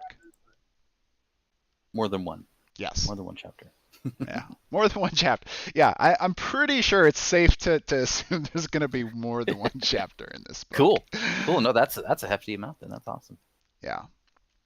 In fact, that was one of the points that we were discussing with Michael, and I think it was actually after the stream ended, but it was the fact that it's supposed to be a one-shot like adventure, but it's very long. Like it's very, very long, and it seems pretty unlikely that you would be able to, make it in one shot. But basically, what they wanted to try to give a full feeling of like what it's fully like, right? Instead of just having like, let's say like one battle and one RP session or whatever. They wanted to be able to, we're going to do the RP and we're going to do a couple battles and we're going to do the who done it or the the mystery aspect of it, and then the trial and stuff like that. So they wanted to be able to show you a lot about what was going on. Yeah, that's the one they showed off early on, right? Was the kind of whodunit thing. Yeah, it's it's all part of that sample that you can still get off of the campaign page even here. So if you want to play it for yourself, check it out. Let's see. Could you send us a link for the office to join in 10 minutes? So Dragori is now using my own YouTube to link to me because I'm on the phone. I'm talking to you guys. All right. Yeah. So Dragori's going to join the stream. That's what it sounds like. Yeah. Dragori the That's good. person? The person. The office. Dragori the office. Dragori the Oh. office. Yeah. Thought it was It's the a net sentient building. Why don't you guys keep going here, and I'll try to get filled in on what's going on, and then I'll come back. Oh gosh, put on the spot. Do we know any No. jokes? Do we know? Banana Dragon. Yeah, banana dragon. Banana dragon. Banana backwards. I do like the idea Oh, man. of the 2.1 million. If we hit that, then we get a male version of the ninja. What? Someone in the chat said if we hit 2.1 million, we should get a male version of the ninja. Absolutely. Oh yeah, that'd be nice. Another separate hero, 2 different classes. We'll call it the for real final stretch goal. I think For if real. we're all really quiet, we can hear what James is on. Yeah. He did throw the mute on after Oh that. man. Oh, he did. Aw. Left you alone. Oh, what a party pooper. Oh man. Sorry about that. Oh, no problem. No, who do we have here? Who's this? Me? No, the dog. Oh, I see you. oh. You're Logan. Yeah, I was gonna say. Oh, well, my wife calls me a dog every now and then, so you could be sure. You never know, yeah. Yeah, I don't want to know any pet names. All right, let's. Yeah. Oh, pet? No. That's cool. They're gonna join. When is let's see. We're like they must be joining right after the campaign. Yeah, the that's what campaign's they only say, got a few more 4:50, they minutes. said in 10 Yeah, minutes. yeah. It's like closing up now. So they're gonna have like celebratory drinks and all that, and I'm stuck here at my desk with none of it.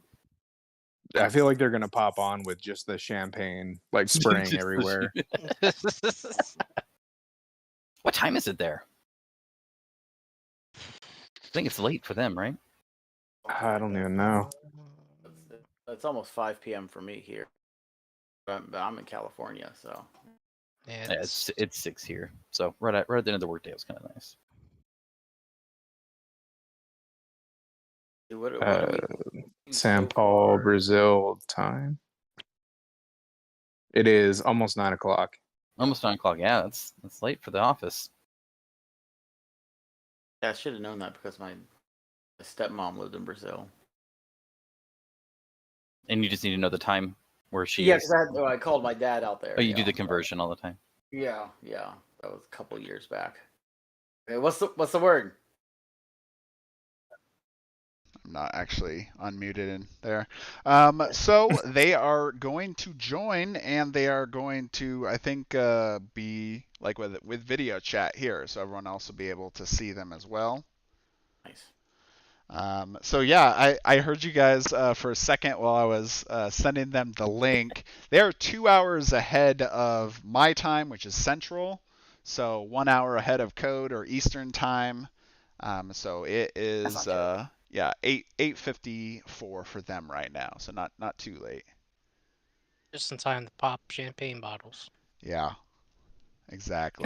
Champagne o'clock.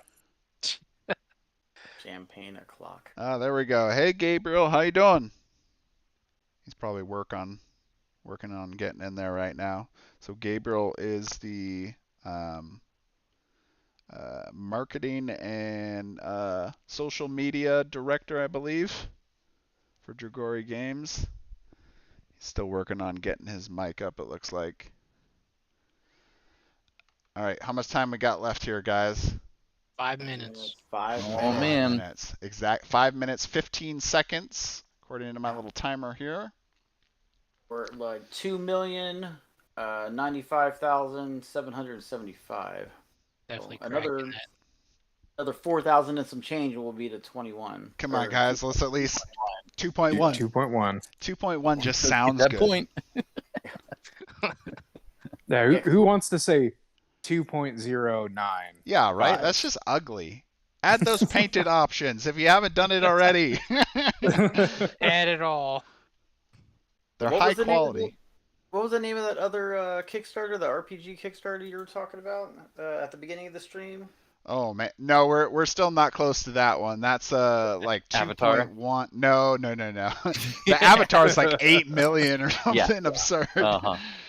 But again, not the own IP. Yeah, true. They're gonna have to take that cut. No, I think it was like 2.1, 2 or something. So it's still like Never another mind. 20,000, I think, ahead of us. The number's rolling up. Yeah, it's getting there, guys. 2.096 now. You Okay, should yeah, pop the 5. stream link in the Kickstarter comments again and let them know. Oh yeah. Code, do you think you could do that real quick?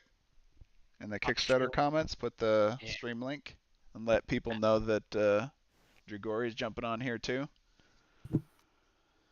I'm right on it. All right, buddy. Oh man, I will edit my post. I just made a Facebook post about the last couple minutes. Someone. All right, let's see. So let's talk about what's your favorite miniature that came out of this campaign for you guys. What's anybody in the comments as well? Tell me what your favorite miniature that you saw from this campaign, and what gets you excited. I'll go first. Gaknak is my favorite miniature. That But just because of his name, that's a sweet name. Because it is a sweet name, isn't it? Like, who came up with that? Yeah, it's almost Beautiful like name. it's your character from D&D, right? That Yeah. is my character. A So- lot of people like the Golden Dragon, which is not surprising. I know I've seen many comments of people saying they're only here because they saw that Golden Dragon miniature. In fact, Wow. Hawks knows what's up with the Pendulum Dragon. oh yeah, there you go. Now you know who the true god of Tanares is. Yeah. The other gods can't even mention him for fear of what may happen. First rule about God Dragon. Don't talk about god dragons. That Tarrasca's pretty sweet. That is pretty awesome miniature. I mean, we'll have to see what he looks like once we get some more like 3D type shots on him. Yeah.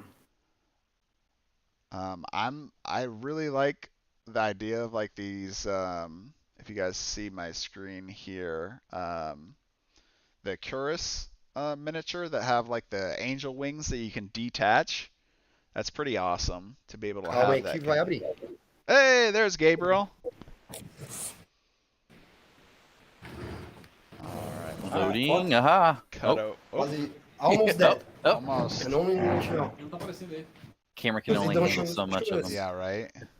Não vai dar tempo de trocar o pledge break e tal. Anyway, so I was just saying I really like this miniature because of those detachable wings. Just seems cool. I always like the idea of something that you could like modify. It's just not always the same thing. We got 1 minute. Yep, All right. 1 minute. to One go. minute. Hey, look! All right, everyone on the stream. Everyone say hello. Hello. There we go. Wow. Can you hear Cristiano? We have faces that you aren't Hi, using. James. Hey, there's Alex. We got Alex there in the yellow shirt, Gabriel in the gray shirt, it looks like. It's a little fuzzy. We got Michael on the right in the black shirt, and on the left, I think it's Clayton. Yes. All right. He exists. He's not a ghost. Yeah, Michael. yeah, it's not like This is super the high guy- quality, so this it's a is the little. guy that does the miniatures. This is the guy. Hey, you. there you go. Okay, all right. Oh, a moment, come on. We need to be best friends. Yes. Trying to focus it a little bit more here. You bad guy. 2, 1. Our last child Is that it? Boom! The page is updated. Awesome. Yeah. Here we go, Love it. guys. We did it. We cracked it. 2.1. 2.1. Oh, 2.1.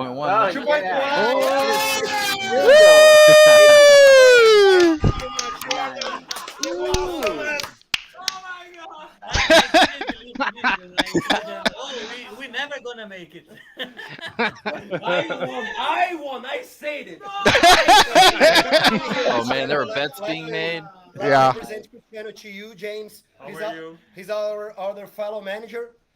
He's the guy about the lore. Oh, okay. RPG, so if the story doesn't turn out good, We got him to complain with blame. there. Got I'm it. Just joking. It would be just Awesome. amazing. There you go, And of everyone. course,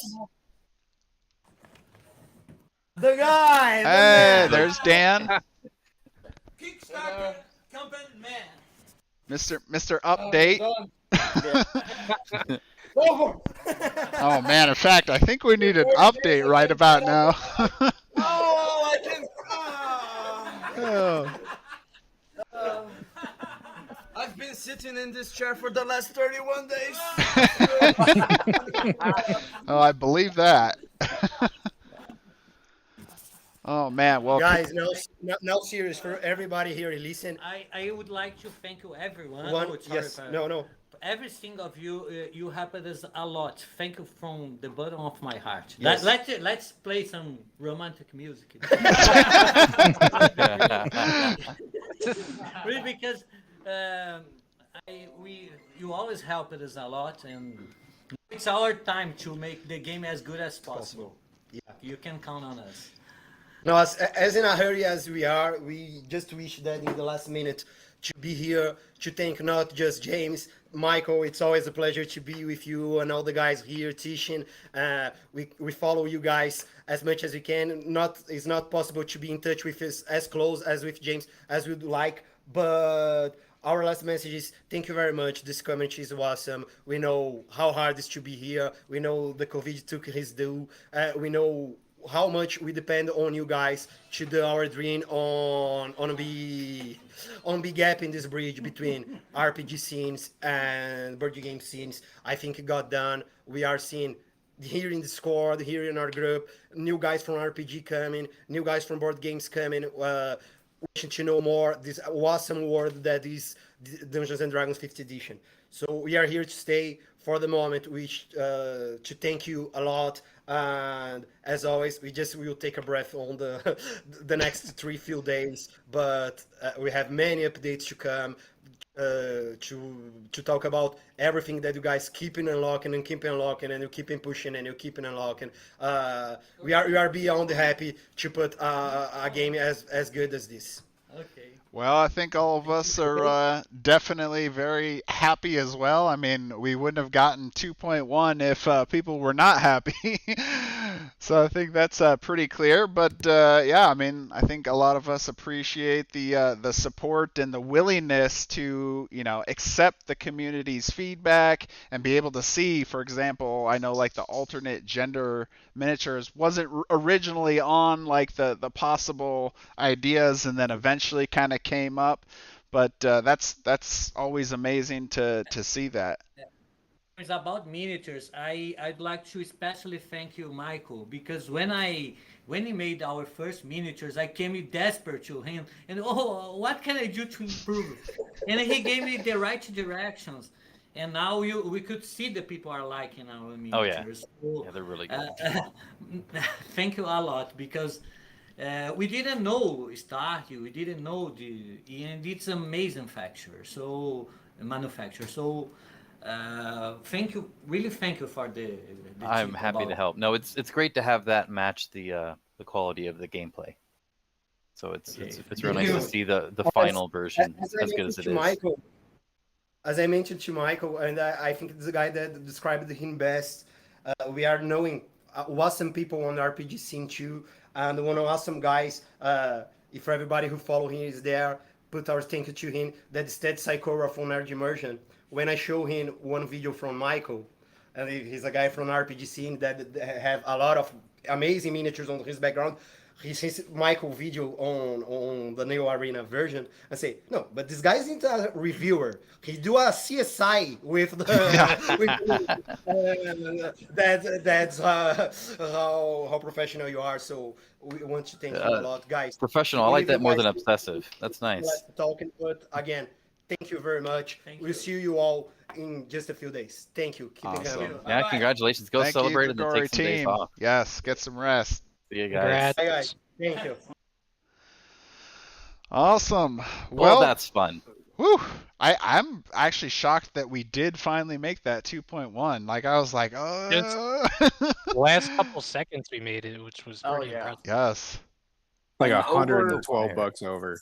Yeah, 113. Yeah, it's And- crazy. And Now, we got now they'll double it in the PM. Yeah. over 110 backers just during the live stream since we've been on for the past 2 hours. Oh, that's all thanks to you guys, obviously. Good job, guys. Well, thank you for joining, Michael. I mean, Of course. obviously It was a pleasure. It was you're fun. a bigger name in the industry, so a lot of people like watching what you're into and coming out to spend time with us. So thanks, man. I really appreciate it. Yeah, you guys spend time with the small guys over here. Yeah, the small No guys. problem. No, thanks for having me. It's fun. I've been in this before. This is always a fun time. Definitely. All right. Well, everyone, thank you so much for watching. If you made it through the 2 hours, you all get a golden star because that's a long time to watch a live stream, and it's actually pretty common for most of my videos to be that long. But thanks for watching anyway, and make sure to like, comment, subscribe. Check out Logan Reviews channel. You want to plug yours? Logan Chops Reviews, yeah. I'll put it, well, I don't put it in the chat, whatever. Yeah, it's just Logan Chops Reviews over here on YouTube, Twitch, Facebook, everywhere. Yeah. Awesome. And then Michael? Go to Logan Chops Reviews and subscribe to that. It sounds really awesome. Hey, yeah, awesome. Thank you. Awesome. And, the rest of us here, thank you so much, and we'll see you at the next one. Thanks. See you guys. Bye.